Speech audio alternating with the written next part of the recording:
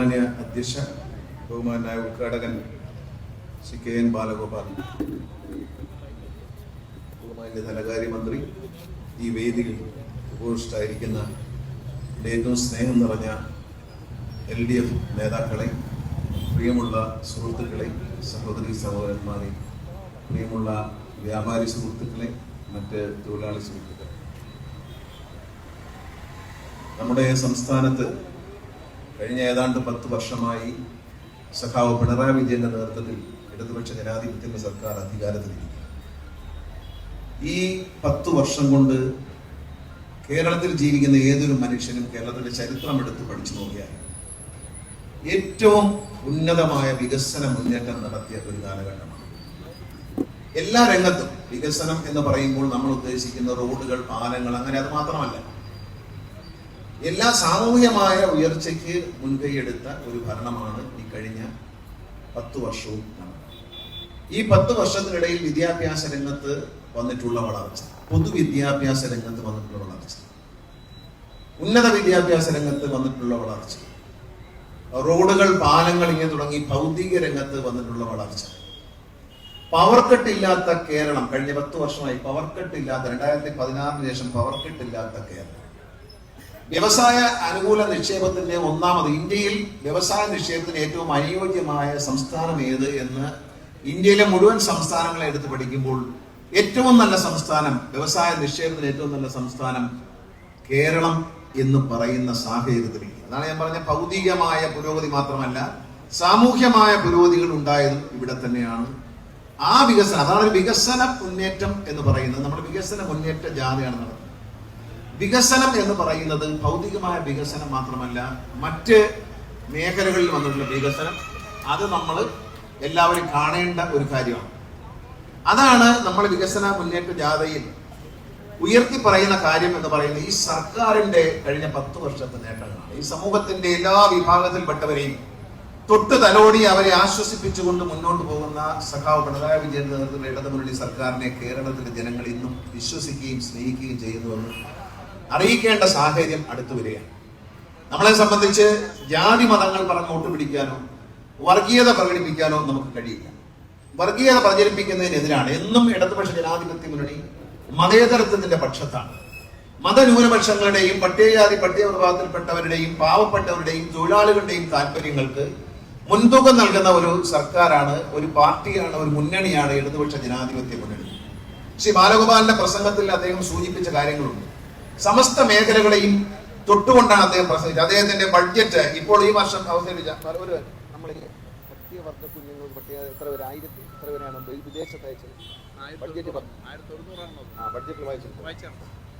നമ്മൾ മനസ്സിലാക്കണം, എല്ലാ മേഖലകളിലും ഉള്ളവരെ ജീവിതത്തിന്റെ 25 ലക്ഷം രൂപ വെച്ച് 25 രൂപ നമ്മൾ കൊടുക്കും. അപ്പം എല്ലാ മേഖലകളിലുമുള്ള സാധാരണക്കാരെ കൈപിടിച്ചുയർത്തുന്നതിന് അശ്രാന്ത പരിശ്രമം നടത്തുന്ന ഒരു ഗവൺമെന്റാണ് കേരളത്തിൽ അധികാരത്തിലിരിക്കുന്നത്. ഇപ്പോ ബാലഗോപാൽ അവതരിച്ച ബഡ്ജറ്റിൽ പ്രധാനപ്പെട്ട ഒരു കാര്യം, ഓട്ടോറിക്ഷ ഡ്രൈവർമാർക്കെല്ലാം സൗജന്യ ഇൻഷുറൻസ്, അതുപോലെ അപകടത്തിൽപ്പെടുന്നവരെ ആദ്യത്തെ 5 ദിവസമുള്ള ചികിത്സ സൗജന്യമാക്കി കൊടുക്കുക. ഇത് ഗതാഗത വകുപ്പിൽ തന്നെ ഇതിന്റെ പണം കുറച്ച് പൈസ കണ്ടെത്തും. മറ്റ് പണം ധനകാര്യ വകുപ്പ് നൽകിക്കൊണ്ട് ഒരു വലിയ നിധി രൂപീകരിക്കുകയും എല്ലാ ആശുപത്രികളിലും, സ്വകാര്യ ആശുപത്രി അടക്കം ആക്സിഡന്റ് കെയർ നോക്കാൻ കഴിയുന്ന ആശുപത്രികളുമായി ഒരു ടൈപ്പിലെത്തി അവരിൽ നിന്ന് സർക്കാർ ഒരു ഡിസ്കൗണ്ട് നേടുകയും അപകടത്തിൽപ്പെട്ടവരെ നേരെ ഈ ലിസ്റ്റ് ചെയ്തേക്കുന്ന ആശുപത്രിയിൽ കൊണ്ടുപോയാൽ ആദ്യത്തെ 5 ദിവസത്തെ ചികിത്സയ്ക്ക് യാതൊരു പണവും കൊടുക്കേണ്ടതില്ല. പ്രധാനപ്പെട്ട ചികിത്സകളല്ല, ഒരാളുടെ അപകടം സംഭവിച്ചു കഴിഞ്ഞാൽ ആദ്യത്തെ 48 മണിക്കൂർ എന്ന് പറയുന്ന ഗോൾഡൻ അവേഴ്സ് എന്ന് പറയും. അതായത് ആ സമയത്ത് യഥാർത്ഥമായ നല്ല ചികിത്സ ലഭിച്ചാൽ ആ ജീവനെ രക്ഷിക്കാൻ കഴിയും എന്നുള്ളതാണ് ഡോക്ടർമാർ പറയുന്നത്. അതാണ് പഠനം. അപ്പൊ അത് മുന്നിൽ കണ്ടുകൊണ്ടാണ് 2 ദിവസം എന്ന് പ്ലാൻ ചെയ്തെങ്കിലും ബഡ്ജറ്റ് വന്നപ്പോൾ അദ്ദേഹം ബഡ്ജറ്റിൽ വായിച്ചത് 5 ദിവസത്തെ ചികിത്സ സൗജന്യമാക്കി കൊടുക്കണം. 5 ദിവസം എന്ന് പറയുമ്പോൾ ഏതൊരു സാധാരണ ഒരു ബെൻസ് കാർ ഓടിച്ചു പോകുന്ന ഡ്രൈവറും മുതലാളിയും ആക്സിഡന്റിൽ പെട്ടെന്ന് പോയി, ഡ്രൈവറെ കൊണ്ടുപോകുന്നത് ഏതെങ്കിലും ഒരു ചെറിയ ആശുപത്രിയിലേക്കായി, മുതലാളിയെ വലിയ ആശുപത്രിയിലേക്ക് കൊണ്ടുപോകും. അങ്ങനെ വരാൻ പാടില്ല. എവിടെയാണോ പണമുള്ള ആളിനെ കൊണ്ടുപോകുന്നത് അവിടെ പാവപ്പെട്ടവരെയും ഡ്രൈവർമാരെയും കൊണ്ടുപോകണം. എല്ലാവരും, ഒരു കാറിൽ യാത്ര ചെയ്യുന്ന എല്ലാവരും ഈ ചികിത്സയ്ക്ക് അർഹരാകണം എന്നുള്ളതാണ് ബഡ്ജറ്റ് ഇത്തരത്തിലുള്ള പ്രഖ്യാപനം നടത്താനുള്ളതാണ്. ഇത് ഇവിടെ ചിലർ പറയുന്നത് BJP അങ്ങനൊന്നും അല്ല. BJP എന്ന് പറഞ്ഞാൽ 2 വർഷം മുമ്പ് ഞാൻ മന്ത്രിയായി വന്ന വർഷം 2 ദിവസത്തേക്ക് ഇത്തരം പദ്ധതി കൊണ്ടുവരണം എന്ന് പറഞ്ഞുകൊണ്ട് ഞാൻ മുഖ്യമന്ത്രിയെ കണ്ടു. മുഖ്യമന്ത്രിക്ക് പദ്ധതി വളരെ ഇഷ്ടപ്പെടുകയും ബാലഗോപാലിനെ വിളിച്ചു വരുത്തി ഈ പദ്ധതി നടപ്പിലാക്കാൻ പറയുകയും ചെയ്തു. ദൗർഭാഗ്യവശാൽ ഞാനില്ലാത്ത ദിവസം നോക്കി ആരോഗ്യവകുപ്പുമായി ബാലഗോപാൽ ഒരു മീറ്റിംഗ് വെച്ചു. അവരാണ് ഇതിനെ ഉദ്യോഗസ്ഥന്മാരെന്ത് ചെയ്തു, ഇതിനെ വഴിതെറ്റിച്ചു വിട്ടു. കാരുണ്യക്ക് തന്നെ ഒരുപാട് പൈസ ചെലവാവുകയാണ്, ഇതിന് പൈസ ചെലവാകും. ഇത്രയും 88 കോടി രൂപ അല്ലെങ്കിൽ 94 കോടി രൂപ ട്രാൻസ്പോർട്ട് വകുപ്പിൽ നിന്ന് ഞാൻ നിസ്സാരമായിട്ട് സമാഹരിച്ചു കൊടുക്കാന്ന് പറഞ്ഞു. പക്ഷെ അവർ പറഞ്ഞു അതുകൊണ്ടൊന്നും നിൽക്കത്തില്ല, 10-400 കോടി വേണം എന്ന് പറഞ്ഞ് ബാലഗോപാല് അന്ന് കഴിഞ്ഞ ബഡ്ജറ്റ് ഇത് വായിക്കേണ്ടതാണ്. കഴിഞ്ഞ ബഡ്ജറ്റിൽ അതിന്റെ മുമ്പത്തെ ബഡ്ജറ്റിൽ ഇത് വായിക്കേണ്ടതാണ് നേരത്തെ. പക്ഷെ ഇപ്പോൾ അത് 5 ദിവസം നിലയിൽ അത് ബഡ്ജറ്റിൽ അവതരിപ്പിച്ചു എന്നുള്ളത് സന്തോഷമുള്ള ഒരു കാര്യം. അങ്ങനെ എല്ലാ മേഖലകളെയും നമ്മൾ തൊടുകയാണ്. ഡിഗ്രി വരെയുള്ള ആർട്സ് ആൻഡ് സയൻസ് കോളേജുകളിലെ വിദ്യാഭ്യാസം സൗജന്യമാക്കി, എല്ലാ മേഖലകളിലും. അതുപോലെ ഈ ആശാ വർക്കർമാരെ വർദ്ധിപ്പിച്ചു. ആശാ വർക്കർമാരുടെ ശമ്പളം 2016 ഇപ്പം അസ്ലാം കൊണ്ടിരുന്ന് ഞങ്ങൾ സംസാരിക്കുക. അസ്ലാം പറയായിരുന്നു 2016 ഒന്നാം പിണറായി സർക്കാർ അധികാരത്തിൽ വരുമ്പോൾ ആശാ വർക്കറുടെ അലവൻസ് 1000 രൂപയായിരുന്നു. ഇപ്പൊ 9000 രൂപയാണ്. 10 വർഷം വീഴുമ്പോൾ ഒരു വർഷം ശരാശരി 1000 രൂപ വെച്ച് കണക്കൂട്ടിയാലും ആ വർധനവ് 10 വർഷം, ഈ സർക്കാർ 10 വർഷം പൂർത്തിയാക്കുമ്പോൾ അത് 9000 രൂപയായി വർദ്ധിപ്പിക്കാൻ കഴിഞ്ഞു എന്ന് മറക്കരുത്. ഇന്ത്യയിൽ ഏറ്റവും വലിയ തുക കൊടുക്കുന്നത് അതിൽ കേന്ദ്ര സർക്കാരിന്റെ വിഹിതം എന്ന് പറയുന്നത് 1500 രൂപ മാത്രമേ. 1500 രൂപ. ബാക്കി മുഴുവൻ സംസ്ഥാന സർക്കാരിന്റെ ഖജനാവിൽ നിന്നാണ് കൊടുക്കുന്നത്. നമുക്കറിയാം, കാസർഗോഡ് മുതൽ പാറശാല വരെ റോഡ് 4 വരി പാതയാക്കി എക്സ്പ്രസ് ഹൈവേ ആക്കി മാറ്റുന്നതിന് വേണ്ടി സ്ഥലമെടുക്കണം. കേന്ദ്ര ഗവൺമെന്റ് ആണ് മറ്റെല്ലാ സംസ്ഥാനത്തിനും പണം കൊടുക്കുന്നത്. പക്ഷെ ദൗർഭാഗ്യവശാൽ കേരളത്തിന്റെ കാര്യം വന്നപ്പോൾ പറഞ്ഞു കേരളത്തിന് തരത്തില്ല, അല്ലെങ്കിൽ നമുക്ക് നമ്മളോടൊരു ചിറ്റമ്മയുടെ നയമാണ്, ചിറ്റമ്മ തരത്തില്ല, കാരണം ചിറ്റമ്മയുടെ കൊച്ചല്ലല്ലോ എന്നുള്ളത് കൊണ്ട് ചിറ്റമ്മയുടെ കൊച്ചാക്കാങ്ങി തരാം എന്നാണ് പല നേതാക്കന്മാരും. അതിൽ പ്രയാസമായിരിക്കും. ഇനിയിപ്പം പെറ്റുപോയ കൊച്ചിനെ ചിറ്റമ്മയുടെ കൊച്ചാക്കാൻ പാടായിരിക്കും. അപ്പൊ ഈ ചിറ്റമ്മയുടെ കൊച്ചിന് കൊടുക്കാത്തത് പോലെ നമുക്ക് ഒന്നും തരത്തില്ല. അപ്പം എന്ത് ചെയ്തു, സ്ഥലം നമ്മൾ എടുത്തു കൊടുക്കണം. സംസ്ഥാന സർക്കാർ 5000-ലധികം കോടി രൂപയാണ് അധികമായി ചെലവഴിച്ചത്. നിങ്ങൾ മനസ്സിലാക്കണം, കാസർഗോഡ് മുതൽ ഇങ്ങനെ പാറശാല വരെ സ്ഥലം ഏറ്റെടുക്കുക എന്ന് പറയുമ്പോൾ ഇതെല്ലാം സാധാരണക്കാരുടെ സ്ഥലങ്ങൾ ഏറ്റെടുത്തതിന് കോടിക്കണക്കിന് രൂപ കൊടുത്ത കേരളത്തിലെ ജനങ്ങളുടെ പോക്കറ്റിൽ കോടിക്കണക്കിന് രൂപ വന്നു ഈ വികസനത്തിലൂടെ.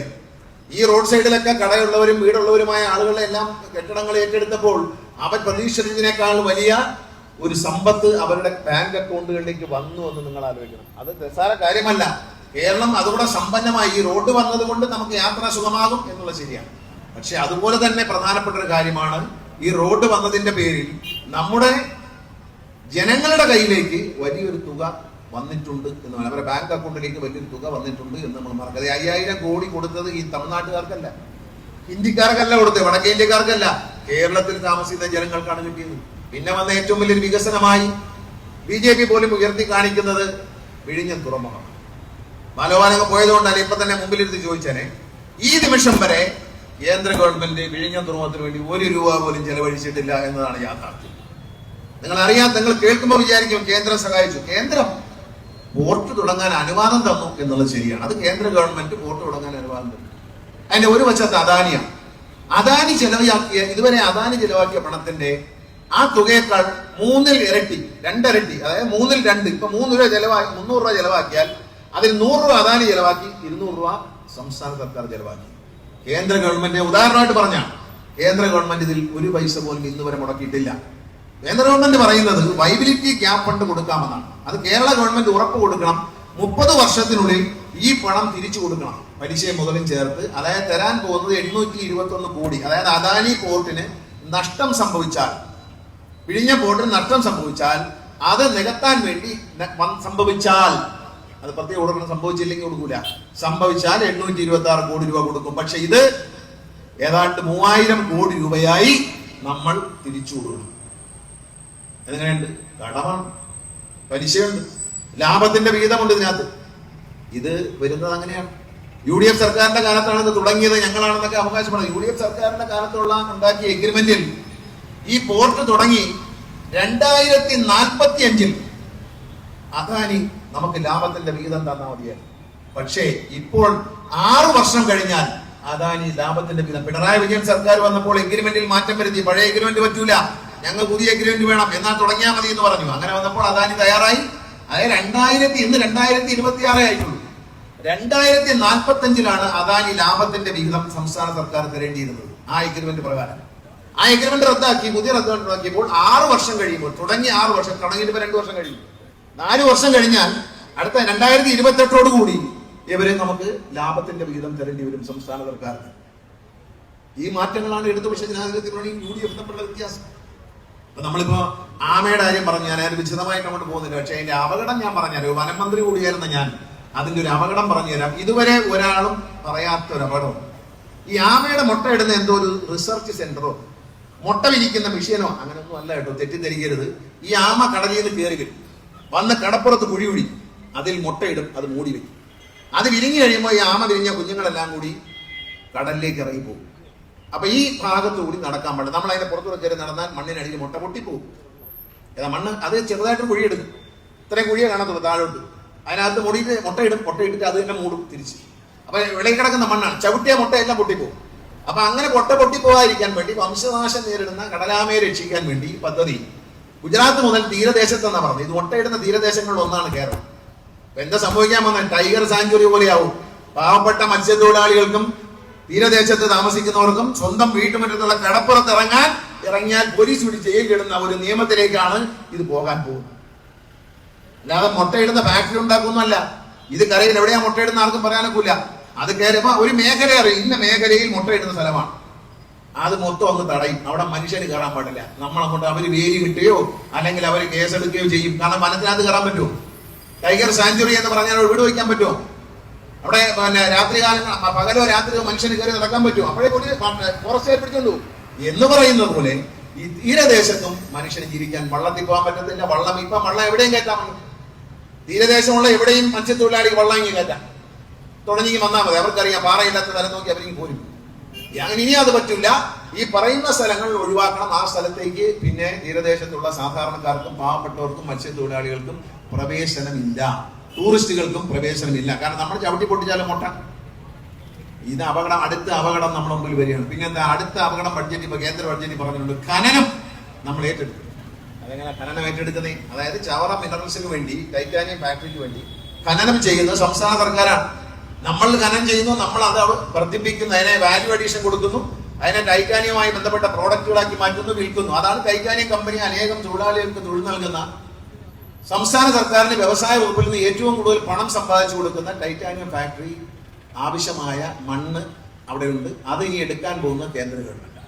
അവിടുന്ന് മാത്രമല്ല, വയനാട്ടിലെ വനഭൂമിയുടെ അടിയിൽ, വയനാടൻ താമരശ്ശേരി ചുരം കയറി പോകുന്ന വനഭൂമിയുടെ അടിയിൽ കയറി ചെല്ലുന്നിടത്ത് വലിയ ധാതു നിക്ഷേപം ഉണ്ടെന്നാണ് കണ്ടുപിടുത്തം.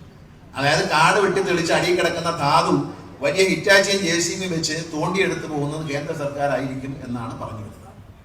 അപകടങ്ങളാണ്. ഈ കേന്ദ്ര സർക്കാരിന്റെ ബഡ്ജറ്റിൽ ആമയെ കിട്ടിയുള്ളൂ എന്നൊക്കെ നമ്മൾ തമാശയ്ക്ക് പറയുന്നെങ്കിലും കിട്ടാൻ പോകുന്ന അപകടം ഇച്ചിരി വലുതാണ് എന്ന് ഓർക്കുക. 2-3 അപകടങ്ങൾ വളരെ വലുതായിട്ട് കേരളത്തിന്റെ പരിസ്ഥിതിയെ ബാധിക്കുന്ന വയനാട്ടിലെ വനഭൂമിയുടെ അടിയിൽ ഒളിഞ്ഞു കിടക്കുന്ന ധാതുക്കളെ ഖനനം ചെയ്യാനുള്ള പരിശ്രമത്തെ തുടക്കമാണ്. അതിന്റെ ഒരു വിളിയാണ്. നമ്മൾ വിചാരിക്കും ആമയെ തന്നുള്ളൂ, ധാതുക്കളെല്ലാം ഖനനം ചെയ്തെടുത്ത് രാജ്യത്തെ രക്ഷിക്കും. അങ്ങനെയല്ല. അത് കുത്തക മുതലാളിമാർക്ക് ഖനനം ചെയ്ത് കൊണ്ടുപോകാനുള്ള അനുവാദം കൊടുക്കും.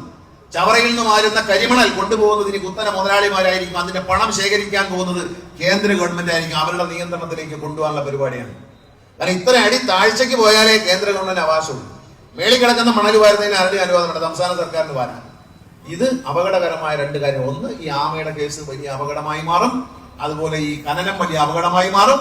കേരളത്തെ വളരെ ദോഷകരമായി ബാധിക്കുന്ന ബഡ്ജറ്റാണ്. അല്ലാതെ ഗുണമില്ല എന്ന് മാത്രമല്ല. എയിംസും ഒന്നും തന്നില്ല എങ്കിലും എയിംസ് തരത്തില്ലെന്ന് ഞാൻ നേരത്തെ പറഞ്ഞില്ല. തിരുവനന്തപുരത്ത് പ്രസംഗിച്ചു പറഞ്ഞു എയിംസ് തരത്തിൽ. എനിക്ക് അറിഞ്ഞൂടി.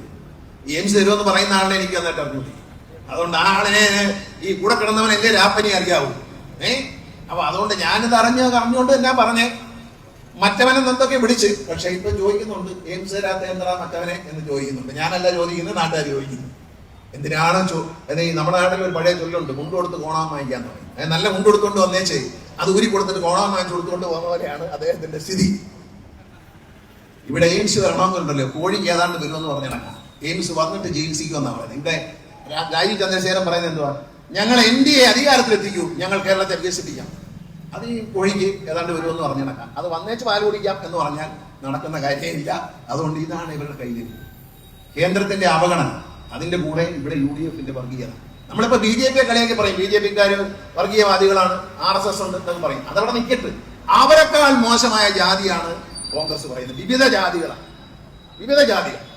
അതായത് മതം പറഞ്ഞ് ഭിന്നിപ്പിച്ചുകൊണ്ട്. എവിടെ? ശ്രീനാരായണ ഗുരുദേവ് ജനിച്ചു വളർന്ന മതം ഏതായാലും മനുഷ്യൻ നന്നാവണമെന്ന് പഠിപ്പിച്ച, മനുഷ്യൻ ജാതി മതങ്ങൾ ചോദിക്കുന്നത് അപമാനമാണെന്ന് പഠിപ്പിച്ച, ജാതി ചോദിക്കരുത് പറയരുത് എന്ന് പഠിപ്പിച്ച ശ്രീനാരായണ ഗുരുദേവൻ ജനിച്ച മണ്ണിൽ കോൺഗ്രസ്സുകാർ ചെയ്തുകൊണ്ടിരിക്കുന്നത് എന്താ? ഇത് ക്രിസ്ത്യാനി, ഇത് മുസ്ലിം, ഇത് നായര്, ഓർത്തഡോക്സ്, യാക്കോബ, ഇങ്ങനെ തിരിച്ച് തമ്മിലടുപ്പിച്ചിട്ട് അവരുടെ എല്ലാ വോട്ട് വാങ്ങി പെട്ടിയിലിട്ട് ജയിക്കുന്ന ഫോർമുലയാണ് നടക്കുന്നത്. ഏത് വർഗീയ ശക്തികളുമായും കൂട്ടുകൂടാൻ അവർ തയ്യാറാവുകയാണ്. ഈ രാജ്യത്തിന്റെ അഖണ്ഡതയ്ക്ക് കോട്ടം വരുന്ന തരത്തിൽ കോൺഗ്രസിന്റെ പ്രവർത്തനം അവസരവാദപരമായ കൂട്ടുകെട്ടാണ്.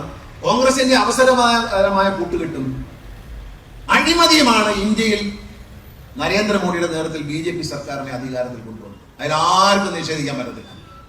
BJPയുടെ പ്രവർത്തന വിജയം കൊണ്ടല്ല, കോൺഗ്രസിന്റെ കെടുകാര്യസ്ഥതയും അഴിമതിയും അവസരവാദപരമായ സമീപനവും മതന്യൂനപക്ഷങ്ങളോടും മറ്റുമുള്ള സമീപനം, ജാതിപരമായ സമീപനം അവര് എടുത്തു. അതിലാണ് അവർ പൊളിഞ്ഞു വരുന്നത്.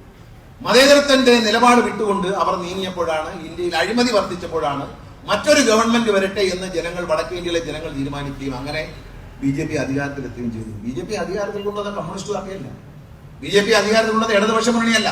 BJP അധികാരത്തിൽ കൊണ്ടുവന്നത് കോൺഗ്രസ് ആണ്. കോൺഗ്രസിന്റെ ദുർഭരണം കണ്ട് പൊറുതിമുട്ടിയാണ് ജനങ്ങൾ BJPക്ക് വോട്ട് ചെയ്ത് BJP അധികാരത്തിൽ കൊണ്ടുവന്നത്. പിന്നീട് അവർ പിടിച്ചു നിന്നു, അത് വേറെ കാര്യം. പക്ഷേ ഈ അപകടമെല്ലാം, ഇനിയും അപകടങ്ങൾ വിളിച്ചു വരുത്താൻ പോകുന്നതിന് പുറകിൽ കോൺഗ്രസ് ആണ്. ഈ പഞ്ചായത്ത് ഇലക്ഷനിൽ കണ്ടതെല്ലാം ജാതിയായിരുന്നു. നമ്മളെല്ലാവരും ചിന്തിച്ചു, ശബരിമല എന്തെങ്കിലും ഒരു വിളി, ഈ സർക്കാരിനെതിരെ മറ്റെന്തെങ്കിലും ഒരു വിഷയം ഉന്നയിച്ച് ഒരു പൊതുയോഗത്തിൽ പ്രസംഗിക്കാൻ പോലും UDF-കാർ കഴിഞ്ഞിട്ടില്ല. കാരണം ഈ സർക്കാരിൽ അഴിമതിയില്ല. നമ്മളെന്താണ് രാഷ്ട്രീയത്തിൽ നമ്മൾ ഏറ്റവും വെറുക്കേണ്ട രണ്ട് കാര്യങ്ങളുണ്ട്. ഒന്ന് വർഗീയതയും, ഒന്ന് അഴിമതിയുമാണ്. ഈ രണ്ട് കാര്യങ്ങൾ വെറുക്കപ്പെടേണ്ടതാണ്. ഈ രണ്ട് കാര്യങ്ങളെ കുറിച്ചും ഇവിടെ പറഞ്ഞില്ല. ശബരിമലയിലെ സ്വർണം മോഷ്ടിച്ചു എന്ന് പറഞ്ഞ് ഹിന്ദു മതത്തിൽപ്പെട്ടവരുടെ വികാരത്തെ ഉണർത്തിവിടാൻ ശ്രമിക്കുകയും, ശബരിമല എന്ന് പറയുമ്പോൾ നമ്മുടെ പ്രദേശങ്ങളെ സംബന്ധിച്ച് ഹിന്ദുക്കൾക്കും മുസ്ലിങ്ങൾക്കും ക്രിസ്ത്യാനികൾക്കും എല്ലാം ഒരു നിലപാടാണ്. അതിനകത്ത് ശബരിമലയോടെ അയ്യപ്പനോടൊപ്പമാണ്. കാരണം ഈ വഴിയിൽ കച്ചവടം നടത്തുന്നവരും ആ സീസണിൽ അതിന് ഗുണഫലം അനുഭവിക്കുന്നവരും എല്ലാം സാധാരണക്കാരായ വിവിധ മതങ്ങളിൽപ്പെട്ടവരാണ്. അപ്പൊ അവരുടെ ആ ഒരു വികാരത്തെ, അയ്യപ്പൻ എന്ന വികാരത്തെ ചൂഷണം ചെയ്ത് അധികാരം പിടിക്കുക എന്നുള്ള നടപടിയുടെ ഭാഗമാണ് ഇപ്പോൾ അസംബ്ലിയിലും കാണുന്നത്. ശബരിമല സ്വർണ്ണക്കൊള്ള നടന്നു എന്നതും അത് അന്വേഷിക്കുന്നത് ബഹുമാനപ്പെട്ട ഹൈക്കോടതിയാണ്. ഈ സ്വർണ്ണക്കൊള്ള നടത്തിയെന്ന് കണ്ടുപിടിക്കുന്നത് ഹൈക്കോടതിയാണ്. അതിന്റെ തുടർന്നുള്ള അന്വേഷണം ഹൈക്കോടതിയാണ്. അതിനെ തുടർന്ന് മുന്നോട്ട് പോകുമ്പോൾ ഹൈക്കോടതിയാണ് ഈ കേസിനെ വിലയിരുത്തുന്നത്. ഓരോ സ്പെഷ്യൽ ഇൻവെസ്റ്റിഗേഷൻ ടീം, SITയുടെ ഉദ്യോഗസ്ഥന്മാർ അടച്ചിട്ട കോടതി മുറിയിൽ 2 ആഴ്ച കൂടുമ്പോൾ അന്ന് വരെ നടന്ന എല്ലാ കാര്യങ്ങളും അക്ഷരം പ്രതി 2 ജഡ്ജിമാരെ, ഒരു വിധിയല്ല 2 ജഡ്ജിമാരെ ബോധ്യപ്പെടുത്തണം. ഡിവിഷണൽ ബെഞ്ചാണ്. ബോധ്യപ്പെടുത്തി കഴിയുമ്പോൾ അവിടെ നിന്നും അതെല്ലാം ശ്രദ്ധയിൽപ്പെടുത്തി ഇന്ന രീതിയിൽ പോകണമെന്ന് നിർദ്ദേശം കൊടുക്കും. ഇന്ന പോലെയെല്ലാം അന്വേഷിക്കാൻ വിട്ടുപോയിട്ടുണ്ടെങ്കിൽ അന്വേഷിക്കാൻ പറയും. കൊണ്ടുവന്നത് കൊള്ളാമെങ്കിൽ കൊള്ളാമെന്ന് പറയും. ഇന്നേ ദിവസം വരെ ഹൈക്കോടതി പറഞ്ഞിട്ടുള്ളത് SIയുടെ അന്വേഷണം തൃപ്തികരമാണ് എന്നാണ്. കഴിഞ്ഞ 3-4 സിറ്റിംഗിന് ശേഷവും ഹൈക്കോടതി പറഞ്ഞിരിക്കുന്നത്. ബഹുമാനപ്പെട്ട ഹൈക്കോടതിയിലെ ഡിവിഷണൽ ബെഞ്ചാണ് പറയുന്നത്. അപ്പൊ ഈ സൂപ്പർവൈസർ ആരാണ്? മുഖ്യമന്ത്രിയുടെ ഓഫീസിലല്ല, പൊളിറ്റിക്കൽ സെക്രട്ടറി അല്ല, കേരളത്തിന്റെ DGP അല്ല. SITയെ കൈകാര്യം ചെയ്യുന്നതും നിയന്ത്രിക്കുന്നതും ബഹുമാനപ്പെട്ട ഹൈക്കോടതിയാണ് എന്ന് ഈ ദുഷ്ടലാക്കുള്ളവർ മനസ്സിലാക്കണം. ഇത് ജനങ്ങളെ തെറ്റിദ്ധരിപ്പിക്കുകയാണ്. രാഷ്ട്രീയത്തിൽ ജനങ്ങളെ തെറ്റിദ്ധരിപ്പിക്കുകയാണ്. ശബരിമല കൊള്ള നടത്തിയത് ആലോപാലം പറഞ്ഞല്ലോ. ഞാൻ നേരത്തെ പറഞ്ഞിട്ടുണ്ട് ഇലക്ഷൻ മുമ്പേ. കൊള്ള നടത്തിയത് ആരായാലും, ഏത് പാർട്ടിയുടെ ആളാണെങ്കിലും, ഏത് പ്രമാണിയാണെങ്കിലും അകത്ത് കിടക്കുന്നു. കോൺക്രീറ്റിൽ വർഷങ്ങൾക്ക് മുമ്പ് ഏതാ ശബരിമലയിലെ കൊടിമരം നമുക്ക് എടുക്കാം ഉദാഹരണം. കള്ളത്തരമല്ലേ ഇത്? അന്ന് ആരാണ് കൊടിമരം തടിയാണെന്ന് പറഞ്ഞ് പൊളിച്ചത്? വായുവാഹനം എന്ന് പറയുന്ന അയ്യപ്പന്റെ വാഹനം, കൊടിമരത്തിന്റെ മുകളിലിരിക്കുന്ന ദിവ്യമായ അയ്യപ്പന്റെ വാഹനം കുതിര, അതിനെ എടുത്ത് തന്ത്രിക്ക് കൊടുത്തതാരാ? പ്രയാർ ഗോപാലകൃഷ്ണനും അജയ് തറയിൽ കൂടിയാണ്, അല്ലാതെ വേറെ ഞങ്ങളാരും അല്ല. അപ്പൊ പറഞ്ഞെന്താ, ഇത് പൊളിച്ചു പണിയണം, ഇത് കുഴപ്പമാണ്. അപ്പൊ പോറ്റിയും കൂടെ ചേർന്നു. എന്താ ജ്യോതിഷം എന്ന് ആലോചിക്കണം കേട്ടോ. ജ്യോതിഷം വെച്ചേച്ച് പറയാണ്, ഇത് ഈ കൊടിമരത്തിന്റെ അകത്തുള്ള തടി ദ്രവിച്ചിരിക്കുകയാണ്, അതുകൊണ്ട് മാറ്റണം എന്നാണ് ദേവപ്രശ്നം. തന്ത്രി പറഞ്ഞു, അയ്യോ ഇനി ഒരു ദോഷം താമസിക്കാൻ പാടില്ല, ഇത് വീണാൽ വലിയ ദുർലക്ഷണമാണ്, പറ്റിക്കുമെന്ന് പറഞ്ഞു. അഴിച്ചു നോക്കിയപ്പോൾ കോൺക്രീറ്റാണ്. ഈ കോൺക്രീറ്റിൽ കൊടിമരം എന്ന് പറയുന്ന സാധനം നമ്മുടെ പ്രദേശങ്ങളിലെ കൊച്ചമ്പലങ്ങളിൽ പോലും ഇല്ല, അല്ലയോ? നമ്മൾ കൊടിമരം എന്തോ ചെയ്യുന്ന വലിയ തേക്ക് മരം വാങ്ങിച്ചേച്ച് എണ്ണ തോണിയിട്ടേക്കും. മാസങ്ങളോളം അതിൽ കിടന്ന് അതിലുള്ള ഇതെല്ലാം ഇറങ്ങിയതിനു ശേഷം ഈ തടി കട്ടിയായതിനു ശേഷം ഈ തടി കുഴിച്ചു നിർത്തിയതിനു ശേഷം അതിന്റെ പുറത്താണ് സ്വർണത്തിന്റെ ആയാലും ചെമ്പിന്റെ ആയാലും ഇത്രയുടെ അതിന്റെ ഈ കവർ ഇടുന്ന ആ പറ ഇങ്ങനെ അകത്തോട്ട് ഇറക്കിയിടും. എന്നിട്ടാണ് കൊടിമരം ഉണ്ടാക്കുന്നത്. ആ കൊടിമരത്തിന്റെ മുകളിൽ ഇപ്പൊ തലൂർ അമ്പലത്തിൽ പോയി നോക്കിയാൽ ആ കൊടിമരത്തിന് മുകളിൽ ഇരിക്കുന്നത് സിംഹമാണ്. കാരണം ദേവിയുടെ വാഹനം സിംഹമാണെന്നാണ് സംഗതി. കൊട്ടാരക്കര ഗണപതി അമ്പലത്തിൽ പോയി നോക്കിയാൽ എലിയാണ് അതിന്റെ പുറത്തിരിക്കുന്നത്. ഗണപതിയുടെ വാഹനം എലിയായതുകൊണ്ടാണ്. ശിവന്റെ പടിഞ്ഞാറ്റുകര അമ്പലത്തിൽ പോയി നോക്കി ഇപ്പൊ സ്വർണ്ണ കൊടിമരം സ്ഥാപിച്ചു, കോടിക്കണക്കിന് വിലവാക്കി ഇപ്പൊ സ്വർണ്ണ കൊടിമരം സ്ഥാപിച്ചു. അതിന്റെ മേളിലിരിക്കുന്നത് നന്ദിയാണ്, ശിവന്റെ വാഹനമാണ്. ഒരു കാള അതിന്റെ പുറത്ത് കിടക്കുകയാണെങ്കിൽ അയ്യപ്പന്റെ വാഹനമായ കുതിര എടുക്കുമ്പോൾ അത് തന്ത്രിക്ക് അവകാശപ്പെട്ടാണെന്ന് പറഞ്ഞാൽ രണ്ട് തന്ത്രിമാരില്ലേ, ഇതിന് രണ്ടായിട്ട് മുറിച്ചു കൊടുക്കാൻ തന്ത്രി. കണ്ഠര് മഹേശ്വരനും ഉണ്ട്, കണ്ഠര് രാജീവനും ഉണ്ട്. ആന്നേ രണ്ടുപേരുണ്ട്. രണ്ട് തന്ത്രിമാർ മാറി മാറിയായത്. അപ്പൊ ഇളക്കുന്ന സമയത്ത് ഇതെടുത്ത് ഒരു തന്ത്രിക്ക് കൊടുക്കും. അപ്പൊ ഇവരൊരു കമ്പനിയാണ്. മറ്റവർക്ക് എന്താ കൊടുക്കാത്ത? അവർക്കും അങ്ങനെ അവർക്കും അവകാശമില്ല. ഈ തന്ത്രിയെ നിയമിക്കുന്ന ആരാ? അയ്യപ്പന്റെ കുടുംബമാണ്, അയ്യപ്പന്റെ ബന്ധുവാണ്. അതൊക്കെ വെറുതെ കള്ളം പറയുന്നത്. ഇവിടെ അമ്പല കമ്മിറ്റിക്കാരെ കൊണ്ടുവരും, ഇവിടെ ഇരിക്കുന്ന കൂട്ടത്തിനെ കൊണ്ടുവരും. തന്ത്രി ആരാന്നാരെ തീരുമാനിക്കുന്നത്? അമ്പല കമ്മിറ്റിക്കാർ. ഒരു അമ്പലം പുതുക്കി പണിതാൽ ആ അമ്പലത്തിന്റെ അവസാനം NSSന്റെ ഒരു അമ്പലം അഞ്ചല് കളരിയിൽ ക്ഷേത്രം ഒരു വലിയ കുടുംബം NSS എഴുതി കൊടുത്തു. അതിന്റെ പുനർനിർമ്മാണം വന്നപ്പോൾ അവിടെ തന്ത്രി ആരെ വയ്ക്കണം എന്ന് ചോദിച്ചപ്പോൾ അച്ഛനാണ് തീരുമാനിച്ചത് കാളിദാസ ഭട്ടതിരി വരട്ടെ. അങ്ങനെ ആ അമ്പലത്തിന്റെ തന്ത്രി കാളിദാസ ഭട്ടതിരിയായി മാറി. അല്ലാതെ കാളിദാസ ഭട്ടതിരി ഈ അമ്പലമായിട്ട് ഒരു ബന്ധം ഉണ്ടായിരുന്നില്ല. അന്ന് എടുത്ത ആലുകൂടിയും പ്രസിഡന്റ് എന്ന നിലയിൽ അച്ഛൻ ഒരു തീരുമാനം എടുത്തു. അദ്ദേഹത്തെ വിളിക്കൂ എന്ന് പറഞ്ഞു. അദ്ദേഹം വന്നു, തന്ത്രിയായി. പിന്നീട് രണ്ടാമത് പുനരുദ്ധാരണം നടത്തി. അപ്പോഴും അദ്ദേഹം തന്നെ തന്ത്രിയായി വന്നു എന്ന് പറഞ്ഞ് ശബരിമല ക്ഷേത്രം കത്തി നശിച്ചതിന് ശേഷം ചിത്രേനാൾ മഹാരാജാവ് ഈ ക്ഷേത്രത്തെ പുനർനിർമ്മിക്കാൻ തീരുമാനിച്ചു. ഇന്നത്തെ കാണുന്ന ശബരിമല ക്ഷേത്രം 18 പടിയോടുകൂടിയ ഈ ക്ഷേത്രം നിർമ്മിക്കുന്നതിന്റെ പ്രധാന പുസ്തകം അതിന്റെ പരിഷ്കാരങ്ങളൊക്കെ വരുത്തിയിട്ടുണ്ട്. Mannathu Padmanabhan Devaswom board president, R Shankar secretary മെമ്പറുമായിരുന്ന രണ്ടംഗ ദേവസ്വം ബോർഡായിരുന്നു. ആ ദേവസ്വം ബോർഡ് തിരുവിതാംകൂർ രാജാവ് സൃഷ്ടിച്ചതാണ്. ആ തിരുവിതാംകൂർ ദേവസ്വം ബോർഡിന്റെ അന്നത്തെ കമ്മിറ്റിയാണ്, അവർ രണ്ടിനുമുള്ള കമ്മിറ്റിയാണ് ഈ ക്ഷേത്രം പുതുക്കി പണിയുന്നത്. മഹാരാജാവിന്റെ പൈസയ്ക്കാണ് പണിയുന്നത്, ചിത്രനാൾ മഹാരാജാവിന്റെ. അപ്പൊ അന്ന് അവർ തീരുമാനിച്ചു ഈ കുടുംബക്കാരെ ചെങ്ങന്നൂരിൽ ഈ കുടുംബക്കാരെ തന്ത്രിയായിട്ട് വിളിക്കാം എന്ന് പറഞ്ഞ് അവരെ വിളിച്ചു. അല്ലാതെ അവിടെ മുമ്പ് തന്ത്രിയൊന്നുമില്ല. ഇത് വനത്തിനുള്ള ഒരു താപസ ക്ഷേത്രമാണ്. അയ്യപ്പന്റെ താപസനായ അയ്യപ്പന്റെ ക്ഷേത്രമാണ്. അവിടെ ഉള്ള പ്രാദേശികമായി അവിടെ താമസിക്കുന്നവർ, വനത്തിൽ താമസിക്കുന്നവർ അവര് പൂജിച്ചുകൊണ്ടിരുന്ന ഒരു ക്ഷേത്രമാണ്. ആ ക്ഷേത്രത്തെ വളരെ ദിവ്യമായ ക്ഷേത്രമായതുകൊണ്ട് അവിടെ പിന്നീട് വന്ന പുരോഗതിയുടെ ഭാഗമാണ്. അവിടെ തീവെപ്പൊക്കെ ഉണ്ടായി, അതെല്ലാം പോയി. അതെല്ലാം കഴിഞ്ഞ് നല്ലൊരു ക്ഷേത്രം നിർമ്മിക്കാൻ തിരുവിതാംകൂറിലെ രാജാവ് തീരുമാനിക്കുകയും ചിത്രനാൾ മഹാരാജാവ് തീരുമാനിക്കുകയും അതിന്റെ ചുമതല ഏറ്റെടുത്തത് മന്നത്ത് പത്മനാഭനും R ശങ്കറുമാണ് എന്ന് നമ്മൾ പറഞ്ഞു. അങ്ങനെയാണ് ശബരിമല ക്ഷേത്രത്തിന്റെ. അല്ല തന്ത്രി ജനിച്ചപ്പോൾ അയ്യപ്പന്റെ ചേട്ടനാണോ അച്ഛനാണോ ഒക്കെ വെറുതെ പറയുന്ന, അങ്ങനൊന്നും പറഞ്ഞിട്ടില്ല. അതൊക്കെ വെറുതെ പറയുന്നതാണ്. വെറുതെ നമ്മൾ ഈ TV ചർച്ചയ്ക്ക് വരുന്ന ആൾക്കാർ പറയുന്നതാണ്. ഞാനിതൊക്കെ പഠിച്ചവനാണ്, വിശ്വസിക്കുന്നതാണ്, ഞാൻ വിശ്വാസിയാണ്. ഇതെല്ലാം പറഞ്ഞങ്ങ് മുതലെടുക്കുക. എന്നിട്ട് പറഞ്ഞു വന്നപ്പോൾ തന്ത്രിയെ പിടിച്ചപ്പോൾ പിന്നെ കുഴപ്പമായി. അത് ഞങ്ങൾക്ക് അത്ര വിശ്വാസം പോരാ. ബഹുമാനപ്പെട്ട കോടതിക്ക് വിശ്വാസം മതി. കള്ളം ആര് കാണിച്ചാലും അത് ഏത് പ്രമാണിയാണെങ്കിലും അത് പിടിച്ചിരിക്കും എന്ന കാര്യത്തിൽ യാതൊരു സംശയമില്ല. ഈ ഗവൺമെന്റിനെ സംബന്ധിച്ച് ഒളിച്ചു വയ്ക്കാനൊന്നുമില്ല. ഈ 10 വർഷം പിന്നിടുമ്പോൾ എന്തെങ്കിലും ഒരു അഴിമതി ആരോപണമെങ്കിലും ഉന്നയിക്കാൻ കഴിഞ്ഞു. ഞാൻ മന്ത്രിയായിട്ട് വരുന്നതിന് മുമ്പാണ് ഈ ക്യാമറ വെച്ച് റോഡിലൊക്കെ ഈ ക്യാമറയിൽ അഴിമതി ഉണ്ടെന്ന് പറഞ്ഞ പ്രതിപക്ഷ നേതാവ്, മുൻ പ്രതിപക്ഷ നേതാവ് ശ്രീ രമേശ് ചെന്നിത്തലയും ഇവർ രണ്ടുപേരും ബഹുമാനപ്പെട്ട ഹൈക്കോടതിയെ സമീപിച്ചു. അപ്പോഴാണ് കോടതി പറഞ്ഞു 2 കേസും ഈ അടുത്ത കാലത്ത് തള്ളിക്കളഞ്ഞു. യാതൊരു എവിഡൻസുമില്ല, ഇതിൽ അഴിമതി ഇല്ല എന്ന് പറഞ്ഞ് തള്ളിക്കളഞ്ഞു. അപ്പൊ പിന്നെ ശബ്ദമില്ല. പ്രതിപക്ഷ നേതാവിനോട് തന്നെ കോടതി ചോദിച്ചത് ഇത് പബ്ലിക് ഇൻട്രസ്റ്റ് അല്ല, ഇത് പബ്ലിസിറ്റി ഇൻട്രസ്റ്റ് ആണ് എന്നാണ് പ്രതിപക്ഷ നേതാവിനെ പറ്റി ഹൈക്കോടതി പറഞ്ഞത്. നമ്മളല്ല പറഞ്ഞത്, ഹൈക്കോടതിയാണ് പറഞ്ഞത്. അവിടെ കൊണ്ടുവരുന്ന കേസിൽ വ്യക്തമായ തെളിവുകളോ രേഖകളോ ഇല്ലാതെ കൊണ്ടുകൊടുത്ത കേസിന്റെ വിധി പറയുമ്പോൾ ബഹുമാനപ്പെട്ട ഹൈക്കോടതി പറഞ്ഞത് ഇത് പബ്ലിസിറ്റിക്കാണ്, ഇത് പബ്ലിക് ഇൻട്രസ്റ്റ് അല്ല എന്ന് പറയുകയാണ്. നമ്മൾ മനസ്സിലാക്കണം, നമ്മളെ കബളിപ്പിക്കുകയാണ്. കേരളത്തിലെ ജനങ്ങൾ നമ്മളെ കബളിപ്പിക്കുകയാണ്. ഈ വികസന രംഗത്ത് പത്തനാപുരം എടുത്തു നോക്കിയാൽ എന്തിന്റെ കുറവാണ് പറയും? ഏതിനാണ് കുറവുള്ളത്? ഞാനൊന്ന് ചോദിക്കട്ടെ. ഇവിടെ കാര്യറയിലെ മണ്ണാങ്കുഴി പാലം ആര് പൈസ അടച്ചു? ഗണേഷ് കുമാർ പൈസ അടച്ചു. LDF നേതൃത്വം കൊടുത്തിരുന്ന ഗ്രാമപഞ്ചായത്ത് 50 ലക്ഷം രൂപ അടച്ചു. കോൺഗ്രസ് പറഞ്ഞ പൈസ എവിടെ? കോൺഗ്രസ് പറഞ്ഞ പൈസ എവിടെ? UDF പറഞ്ഞ പൈസ എവിടെ? ഒരു യോഗം വിളിച്ചു ബഹുമാനപ്പെട്ട MP ശ്രീ കൊടിക്കുന്നിൽ സുരേഷ്. അദ്ദേഹത്തിന്റെ യോഗത്തിൽ പങ്കെടുക്കുമ്പോൾ തന്നെ ഞാൻ പറഞ്ഞു, സുരേഷ് ഞാൻ 1.5 കോടി രൂപ, ഇതുകൊണ്ട് തീരില്ല, നിങ്ങൾ 1.5 കോടി സംഘടിക്കണം. 50 ലക്ഷം പഞ്ചായത്തിൽ, ഇതാണ് ഞങ്ങളുടെ ധാരണ. അതിൽ ഞാൻ കൊടുക്കാനുള്ള 1.5 കോടി പ്രത്യേക അനുമതി വാങ്ങി പഞ്ചായത്തിന്റെ അക്കൗണ്ടിൽ ഡെപ്പോസിറ്റ് ചെയ്തിട്ടുണ്ട്. ഡെപ്പോസിറ്റ് ചെയ്തിരിക്കുകയാണ്. പഞ്ചായത്ത് പ്രസിഡന്റിനോട് ചോദിച്ചു നോക്കും, അല്ലെങ്കിൽ മെമ്പർമാരോട് ചോദിച്ചു നോക്കും, അല്ലേ? അവിടെ ഡെപ്പോസിറ്റ് ചെയ്തിരിക്കുകയാണ്. കഴിഞ്ഞ പഞ്ചായത്ത് കമ്മിറ്റിയുടെ കാലത്ത് തന്നെ പഞ്ചായത്ത് വെക്കേണ്ട 50 ലക്ഷം രൂപ വെച്ചിട്ടുണ്ട്. ബാക്കി 1.5 കോടി രൂപ കിട്ടിയില്ല. ഇപ്പൊ അനുമതി കിട്ടുന്നില്ല. അന്ന് അദ്ദേഹം പറഞ്ഞ ആദ്യത്തെ ദിവസം തന്നെ അദ്ദേഹം പറഞ്ഞതിനെ അംഗീകരിച്ചുകൊണ്ട്, അദ്ദേഹം MP ആണ്, അദ്ദേഹത്തിന് അവിടെ സ്വാധീനമുണ്ട്, അദ്ദേഹം പറഞ്ഞ വാക്ക് അംഗീകരിച്ചുകൊണ്ട് നമ്മൾ പണം അടച്ചു. സ്പെഷ്യൽ സാങ്ഷൻ വാങ്ങിയിട്ടാണ്. MLA ഫണ്ട് നേരത്തെ കൊടുക്കാൻ വകുപ്പില്ല. പക്ഷെ എന്നിട്ടും ബാലഗോപാലിനെ കൊണ്ട് ഇവരെല്ലാം അസ്ലാമുണ്ട്. ജഗദീശനുണ്ട്. ഇവരെല്ലാവരും തിരുവനന്തപുരത്ത് ബാലപാലനം കണ്ടിട്ട് പറഞ്ഞ് എങ്ങനെയെങ്കിലും കൊടുത്തേ പറ്റൂ എന്ന് പറഞ്ഞ് സ്പെഷ്യൽ ഉത്തരവിലൂടെ 1.5 കോടി അടച്ചിട്ടുണ്ട്. ഇതുകൊണ്ട് തീരില്ല. ഈ 3.5 കോടി കഴിഞ്ഞാൽ അപ്രോച്ച് റോഡിന് 50 ലക്ഷം വേണം. അതും ഞാൻ ഇതിന്റെ പുറകെ കൊടുക്കാമെന്ന് സമ്മതിച്ചിട്ടുണ്ട്. ഇത് പണി തീർന്നു വരുമ്പോൾ, പണി തീർന്നു കഴിഞ്ഞാൽ അതിന് ഇറങ്ങി വരുന്ന അപ്രോച്ച് റോഡ്, വിളക്കുടി പഞ്ചായത്തിലേക്ക് ഇറങ്ങുന്ന, ഇങ്ങോട്ട് ഈ ഭാഗത്തേക്ക് ഇറങ്ങുന്ന ആ അപ്രോച്ച് റോഡിന് 50 ലക്ഷം വേണം. അതും ഞാൻ കൊടുക്കാൻ സാധിക്കും. മെമ്പർ അവിടെ ഇരിപ്പുണ്ടല്ലോ, ദീന സത്യല്ലേ പറഞ്ഞു. അന്ന് ആ യോഗത്തിൽ പങ്കെടുത്ത ആളല്ലേ പറഞ്ഞേ, ഞാൻ അതും കൊടുക്കാന്ന് പറഞ്ഞു. കാര്യം നിങ്ങളാണ് എവിടെയൊക്കെ എന്തെല്ലാം ചോദിച്ചു. കഴിഞ്ഞ ദിവസം പരിഹാസം എന്താണ് പത്തനാപുരത്തെ വികസനത്തെ 48 സ്കൂളുകൾ ഉണ്ട് എന്ന് ഞാൻ പറഞ്ഞപ്പോൾ ഇവിടെ ഉള്ളവരൊന്നും അല്ല, വെളിയിൽ ഇരുന്നുകൊണ്ട് ചില യൂത്ത് കോൺഗ്രസ്സുകാരൊക്കെ കള്ളം പറഞ്ഞു. തള്ളല്ല സുഹൃത്തുക്കളെ, അത് പ്രസിദ്ധീകരിക്കാൻ പോവുകയാണ്. 55 സ്കൂളുണ്ട്. കഴിഞ്ഞ 10-11 വർഷത്തിനിടയിൽ MLA ഫണ്ട് ഉപയോഗിച്ചു. UDF സർക്കാരിൽ നിന്ന് 5 പൈസ കിട്ടിയിട്ടില്ല.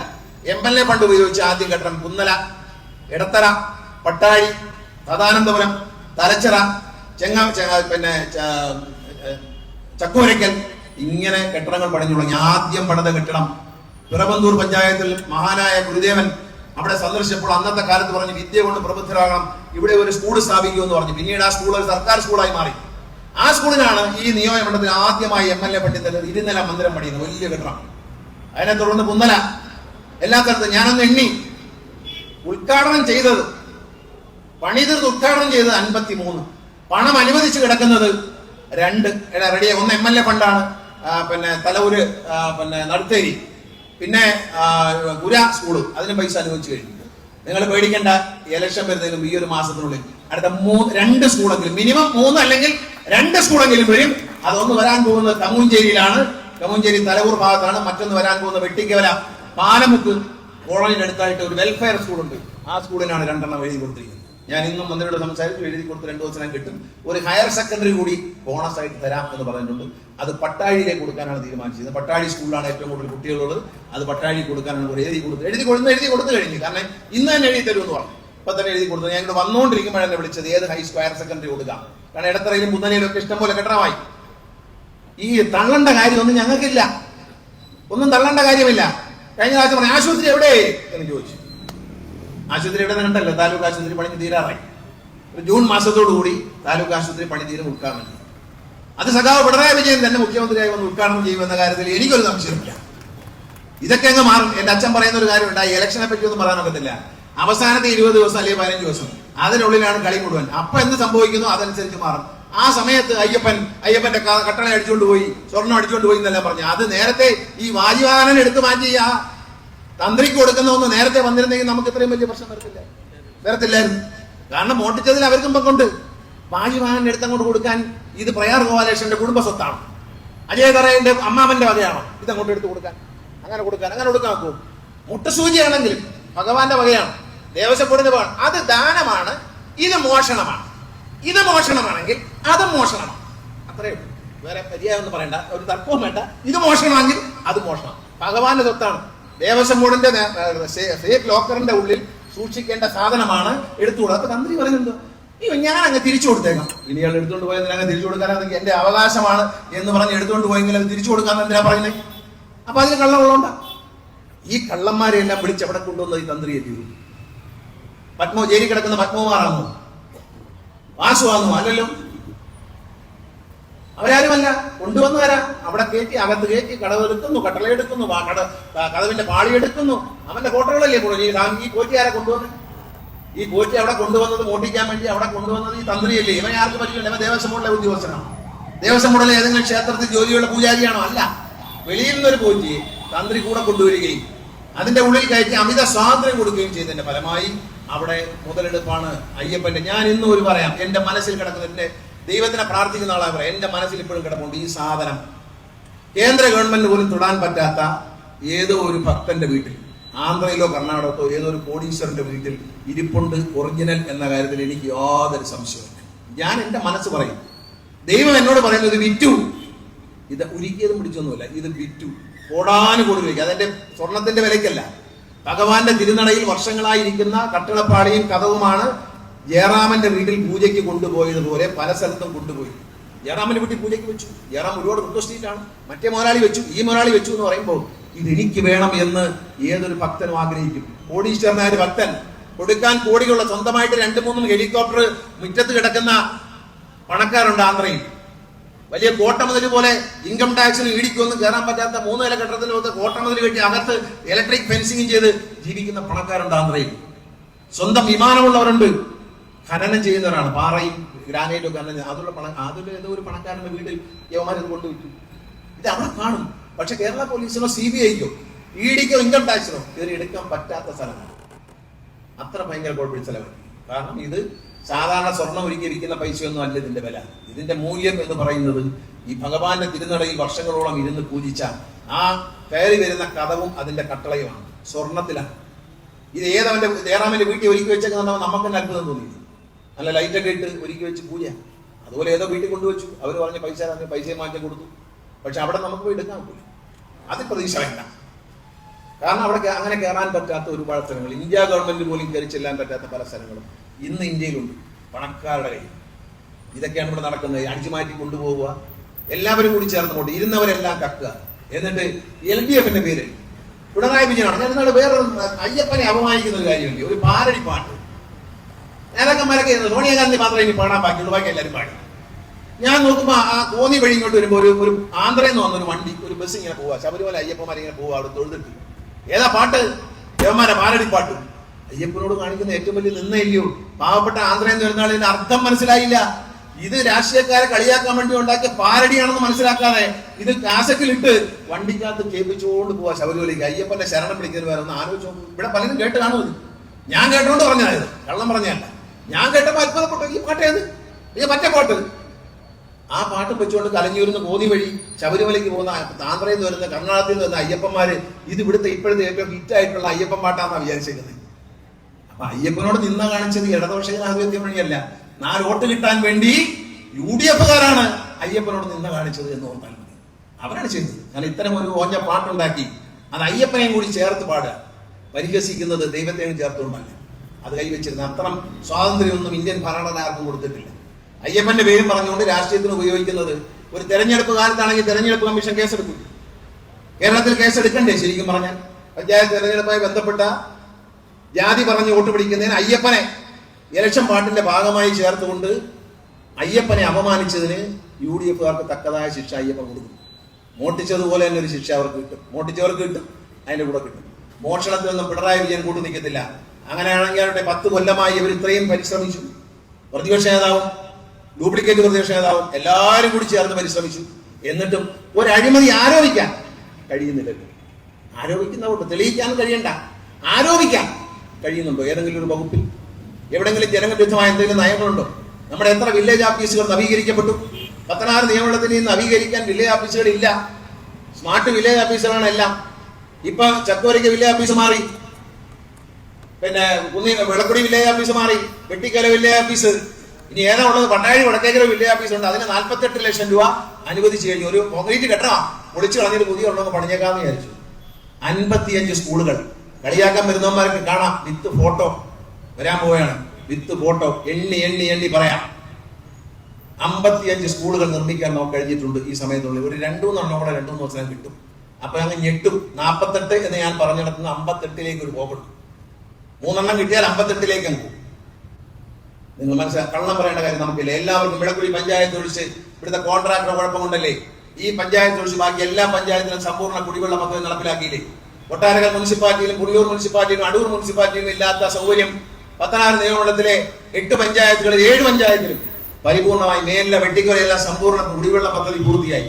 ഇവിടെ എടുത്ത കോൺട്രാക്ടർ അതൊരു കോൺഗ്രസ്സുകാരനാണ്. ഇയാളെ മാറ്റാൻ വേണ്ടി ഞാൻ പഞ്ചായത്ത് ഓഫീസിൽ മീറ്റിംഗ് കൂടി ഇയാളെ മാറ്റിയേക്കാൻ പറഞ്ഞു. അപ്പൊ എന്നെ വിളിച്ചത് പ്രതിപക്ഷ നേതാവാണ്. അയാളെ മാറ്റുന്നത് തിരുവല്ലയിൽ പാർട്ടിയുടെ ഒരു നേതാവാണ്. ഇയാൾ മണ്ഡലം പ്രസിഡന്റാണ്, ഏതാ ബ്ലോക്ക് പ്രസിഡന്റ് എന്തോ ആണ്. എന്നെ അത് കഴിഞ്ഞ് ഇവിടെ പ്രതിപക്ഷ നേതാവ് പിന്നെ രമേശ് ചെന്നിത്തല അദ്ദേഹം കണ്ടു. അദ്ദേഹം ഗണേശ അയാളെ ശല്യം ചെയ്യില്ല, അയാളെ ഇവിടെ ഇരുന്നോട്ടെ, പണി തീർത്തേ. ഞാൻ ചേട്ടൻ പണി തീർത്താൽ മതി, എനിക്കൊരു വിരോധമില്ല, പണി വേഗം തീർക്കാൻ ചേട്ടൻ പറയാം. നമ്മുടെ പാർട്ടിയുടെ ഒരാളെ എന്നെ വന്ന് കണ്ടായിരുന്നു, ഗണേശൻ ഒന്ന് ഉപദ്രവിക്കരുത്. ഞാൻ പറഞ്ഞു ശരി. 2 പ്രധാനപ്പെട്ട നേതാക്കന്മാർ പറയുമ്പോൾ നമ്മളത് മാനിക്കണം എന്നുള്ളതുകൊണ്ട് ഞാൻ പറഞ്ഞു ശരി. ഞാൻ അത് കഴിഞ്ഞ് കമ്മിറ്റി കൂടിയവൻ പറഞ്ഞു ശരി, നിങ്ങൾ കുറച്ച് ദിവസം കൊണ്ട് അവധി കൊടുത്തു എന്ന് പറഞ്ഞു. ആ അവധി അയാൾ ഉപയോഗപ്പെടുത്തിയില്ല. നമ്മൾ എന്ത് ചെയ്യാൻ പറ്റും? അയാൾ ഇപ്പോഴും ഹൈക്കോടതി പോയി സ്റ്റേ വാങ്ങിച്ചിട്ടിരിക്കുക. ഈ ഫെബ്രുവരി മാസം 12-ാം തീയതി വരെ കേസ് സ്റ്റേ ചെയ്തിരിക്കുക, പണി സ്റ്റേ ചെയ്തിരിക്കുക. എന്തിനാണ്? അദ്ദേഹം ഒരു കോൺഗ്രസ് നേതാവാണെന്ന് ഓർക്കണം. ഇവിടുത്തെ കോൺഗ്രസ് നേതാക്കന്മാർ വി.ഡി. സതീശനെയും രമേശ് ചെന്നിത്തലയും അദ്ദേഹത്തെ 2 ബഹുമാന്യരായ നേതാക്കളെയും വിളിച്ച് ഇയാളെ കൊണ്ട് പണിയെടുപ്പിച്ച് തരാൻ പറയണം. എന്നെ പ്രസംഗം കേൾക്കുന്നവർ അവരുടെ അടുത്ത സുഹൃത്താണ്. അവരെ എന്നോട് പറഞ്ഞ ബ്ലോക്ക് പ്രസിഡന്റ് ആണ്, അയാളെ ഉപദ്രവിക്കരുത്, ഗണേശൻ നിർബന്ധം പിടിക്കരുത്. ഞാൻ പറഞ്ഞില്ല ഏട്ടാ, ഞാൻ ചെയ്യത്തില്ല. അത്രയും നേതാക്കന്മാർ പറഞ്ഞാൽ അനുസരിക്കാനുള്ള മാന്യതയൊക്കെ എനിക്കുണ്ട്. ഞാൻ അവരെ സ്നേഹിക്കുകയും റെസ്പെക്ട് ചെയ്യുന്ന ആളൊക്കെയാണ്. ഇവിടുന്ന് ഓരോരുത്തർ പറയുന്നു ശബരിമല സോണിയാഗാന്ധി സ്വർണ്ണം കട്ട മാറ്റി വെച്ചു എന്ന് ഞാൻ പറയുന്നു. പക്ഷേ ഈ സോണിയാഗാന്ധിയുടെ അടുത്തേക്ക് കരുണാകരന് പോകാൻ പറ്റാത്ത, മൂപ്പനാർക്ക് പോകാൻ പറ്റാത്ത സോണിയാഗാന്ധിയുടെ വീട്ടിന്റെ ഉള്ളിൽ ഈ പോറ്റിയെ കൊണ്ട് കയ്യിൽ ചരട് കെട്ടിക്കാൻ കൊണ്ടുപോയത് ആര് എന്നുള്ള കാര്യം നമുക്കറിയണം. അവർ ഈ പോറ്റിയുമായുള്ള ബന്ധം, അതായത് അവർക്ക് തന്നെ കരുണാകരന് കാണാൻ വയ്യ, മൂപ്പനാർ കാണാൻ പറ്റാത്ത സോണിയാഗാന്ധിയെ എത്രമാത്രം സമ്മതം ചെലുത്തിയിട്ടായിരിക്കും ഈ പോറ്റിയെ കൊണ്ട് അകത്ത് പോയത് നമ്മൾ ചിന്തിക്കണം. സാധാരണ ഇവിടെയുള്ള ഒരു കോൺഗ്രസ്സുകാരനെ സോണിയാഗാന്ധി ഒന്ന് കാണാൻ പോകും. ബഹുമാനായ കൊടിക്കുന്നിൽ സുരേഷ്, അദ്ദേഹത്തിന് പോലും സോണിയാഗാന്ധിയെ കാണണമെങ്കിൽ പാർലമെന്റിൽ വെച്ച് കാണാം. വീട്ടിൽ പോയി കാണണമെങ്കിൽ അപ്പോയിന്റ്മെന്റ് ചോദിച്ച് 10 ദിവസം കാത്തിരിക്കണം. അദ്ദേഹം കേരളത്തിൽ ഇന്ത്യയിലെ ഏറ്റവും കൂടുതൽ തവണ പാർലമെന്റിൽ പോയ പാർലമെന്റ് അംഗമാണ് അദ്ദേഹം. അദ്ദേഹത്തിന് പോലും 10 ദിവസം പോയി പറയണമെന്ന് കാണണമെന്നുണ്ടെങ്കിൽ സോണിയാഗാന്ധി ഇപ്പൊ ആരെയും കാണുന്നില്ല, ആരോഗ്യ പ്രശ്നങ്ങളൊക്കെ ഉള്ളതുകൊണ്ട്. അതുകൊണ്ട് അവിടെ കടന്നു ചെല്ലാൻ പിന്നെ യവനെ ചരട് കെട്ടിയിട്ടല്ലേ അവരുടെ അസുഖം മാറും. മറ്റേ ചരട് ഈ മോഷ്ടാവിനെയൊക്കെ കൊണ്ടുവന്ന് മുന്നോട്ട് കൊണ്ടുപോകാൻ ഞാനൊരു കാര്യം, ഈ സർക്കാരിന്റെ ജനോപകാരപ്രദമായ പദ്ധതികളേ ഉള്ളൂ. ഞാൻ ഇറങ്ങുമ്പോൾ മാലോപാലം ചോദിച്ചാൽ എന്താണെന്ന് അറിയാം. ഈ സംസ്ഥാനത്തെ പട്ടികജാതി പട്ടികവർഗ വിഭാഗത്തിൽപ്പെട്ട 1200-ലധികം കുഞ്ഞുങ്ങളെ ഇന്ത്യക്ക് പുറത്ത് അമേരിക്ക അടക്കമുള്ള സ്ഥലങ്ങളിൽ, ഒരു കുട്ടിയെ ട്രൈബൽ വിഭാഗത്തിൽപ്പെട്ട ഒരു കുഞ്ഞിനെ ഞാൻ പറഞ്ഞിട്ടാണ് അവന് 25 ലക്ഷം രൂപ, അവന് മെറിറ്റ് ഉണ്ടായിരുന്നു, അവന് അമേരിക്കയിൽ പോയി പഠിക്കാൻ, അതായത് ഡിഗ്രി പഠിച്ചതിന് ശേഷം പോസ്റ്റ് ഗ്രാജുവേഷൻ പഠിക്കാൻ ഇന്ത്യയിൽ ലോകത്തെ 500 യൂണിവേഴ്സിറ്റികളിൽ, അതിന്റെ താഴോട്ട് കൊടുക്കൂല കേട്ടോ, മിടുക്കുള്ള കുഞ്ഞുങ്ങളാണ്. അപ്പൊ 500 യൂണിവേഴ്സിറ്റികൾക്കുള്ളിൽ അവരുടെ മാർക്ക് വെച്ചിട്ട് അഡ്മിഷൻ കിട്ടും ഈ കുഞ്ഞുങ്ങൾക്ക്, പട്ടികജാതി പട്ടികവർഗപ്പെട്ട കുഞ്ഞുങ്ങൾക്ക്. അവർക്ക് അഡ്മിഷൻ കിട്ടിയാൽ 25 ലക്ഷം രൂപ അഡ്വാൻസ് ആയി അവരുടെ ബാങ്ക് അക്കൗണ്ടിൽ ഇട്ട് കൊടുക്കണം, ഇവിടുന്ന് പോകുന്നതിന് മുമ്പേ, പോകാൻ വേണ്ടി, പോയി പഠിക്കാൻ വേണ്ടി. ഓരോ പട്ടികജാതി വിഭാഗപ്പെട്ട കുഞ്ഞുങ്ങളും പട്ടികവർഗത്തിൽപ്പെട്ടവർക്കും 25 ലക്ഷം രൂപ വീതം അവരുടെ അക്കൗണ്ടിൽ ഇട്ട് കൊടുക്കണം. അങ്ങനെ 1200-ലധികം കുഞ്ഞുങ്ങൾ ഇന്ന് ലോകത്തിന്റെ വിവിധ രാജ്യങ്ങളിൽ പഠിക്കുകയാണ്. അവരിൽ പലരും അവിടെ തന്നെ ജോലി നേടി, അവിടെ തന്നെ വലിയ സമ്പന്നരായി അവർ വരും. അങ്ങനെയാണ് അവരെ ഉയർത്തേണ്ടത്. എല്ലാ ഉന്നതികളും എന്നും ഉന്നതികളായി കിടക്കാനല്ല, അവിടെയുള്ളവരെ പഠിക്കാൻ കഴിവുള്ള കുഞ്ഞുങ്ങളെ പഠിപ്പിച്ച് ലോകത്തിന്റെ ഉയരങ്ങളിലേക്ക്. നാളെ നാസയിൽ ജോലിയും ഈ കുട്ടികൾ, നാസയിൽ ജോലിയും ആ നിലയിലേക്കാണ് കുഞ്ഞുങ്ങൾ പഠിക്കുന്നത്. അത് ഈ സർക്കാരിന്റെ നേട്ടമാണ്. UDF ആ നേട്ടം പറയാനുണ്ടോ? ഉണ്ടോ? ഒന്നുമില്ല, ഒന്നും പറയാനില്ല. അപ്പൊ എന്താണ് ജാതി പറയുക, പലതരത്തിലുള്ള ജാതി പറയുക, പലതരത്തിലുള്ള മതം പറയുക. എല്ലാവരും അങ്ങനെ ജാതിയുടെ പേരിൽ ഓരോ സൈഡിൽ നിന്ന് ഇളക്കി വിട്ടിട്ട് ഉള്ള വോട്ട് ചട്ടിക്കകത്ത് വാരാം എന്ന് കരുതുന്ന ഒരു നാണം കെട്ട ഒരു സമീപനമാണ് UDF കേരള സംസ്ഥാനത്ത് എടുത്തുകൊണ്ടിരിക്കുന്നത്. എന്നിട്ട് BJP കുറ്റം പറയണ്ട, അവർ ഹിന്ദു ജാതിയാണ് പറയുന്നതെങ്കിൽ ഇവരെല്ലാ ജാതിയും പറയും. ഞാൻ പറഞ്ഞല്ലോ, ശ്രീനാരായണ ഗുരുദേവനും മന്നത്ത് പത്മനാഭൻ. ശ്രീനാരായണ ഗുരുദേവൻ പറഞ്ഞു ജാതി ചോദിക്കരുത് പറയുന്നു. മന്നത്ത് പത്മനാഭൻ പറഞ്ഞു എല്ലാ സമുദായങ്ങളും സ്നേഹത്തോടെ ജീവിക്കുന്ന കേരളം, സമാധാനത്തോടെ ജീവിക്കുന്ന, സന്തോഷത്തോടെ ജീവിക്കുന്ന കേരളമാണ് എന്റെ സ്വപ്നം എന്നാണ് മന്നത്ത് പത്മനാഭൻ പറഞ്ഞത്. അയ്യങ്കാളി പറഞ്ഞ അതാണ്, തുല്യത വേണം, എല്ലാവർക്കും തുല്യത വേണം, ഞങ്ങൾ ഒരുമിച്ച് നിൽക്കണം. കേരളത്തിലെ മുന്നോക്ക ജാതിക്കാരൻ, പിന്നോക്ക ജാതിക്കാരൻ, താഴ്ന്നവൻ, ഉയർന്നവൻ എന്നൊന്നുമില്ല, എല്ലാവരും ഒരുപോലെ അന്തസ്സായി ഈ നാട്ടിൽ ജീവിക്കണമെന്ന് സ്വപ്നം കണ്ട അയ്യങ്കാളിയുടെ സ്വപ്നങ്ങൾ ഇതെല്ലാം അട്ടിമറിച്ചുകൊണ്ടാണ് ഇവിടെ ജാതി പറഞ്ഞ് ഭിന്നിപ്പിച്ച് വോട്ട് പിടിക്കുന്നത്.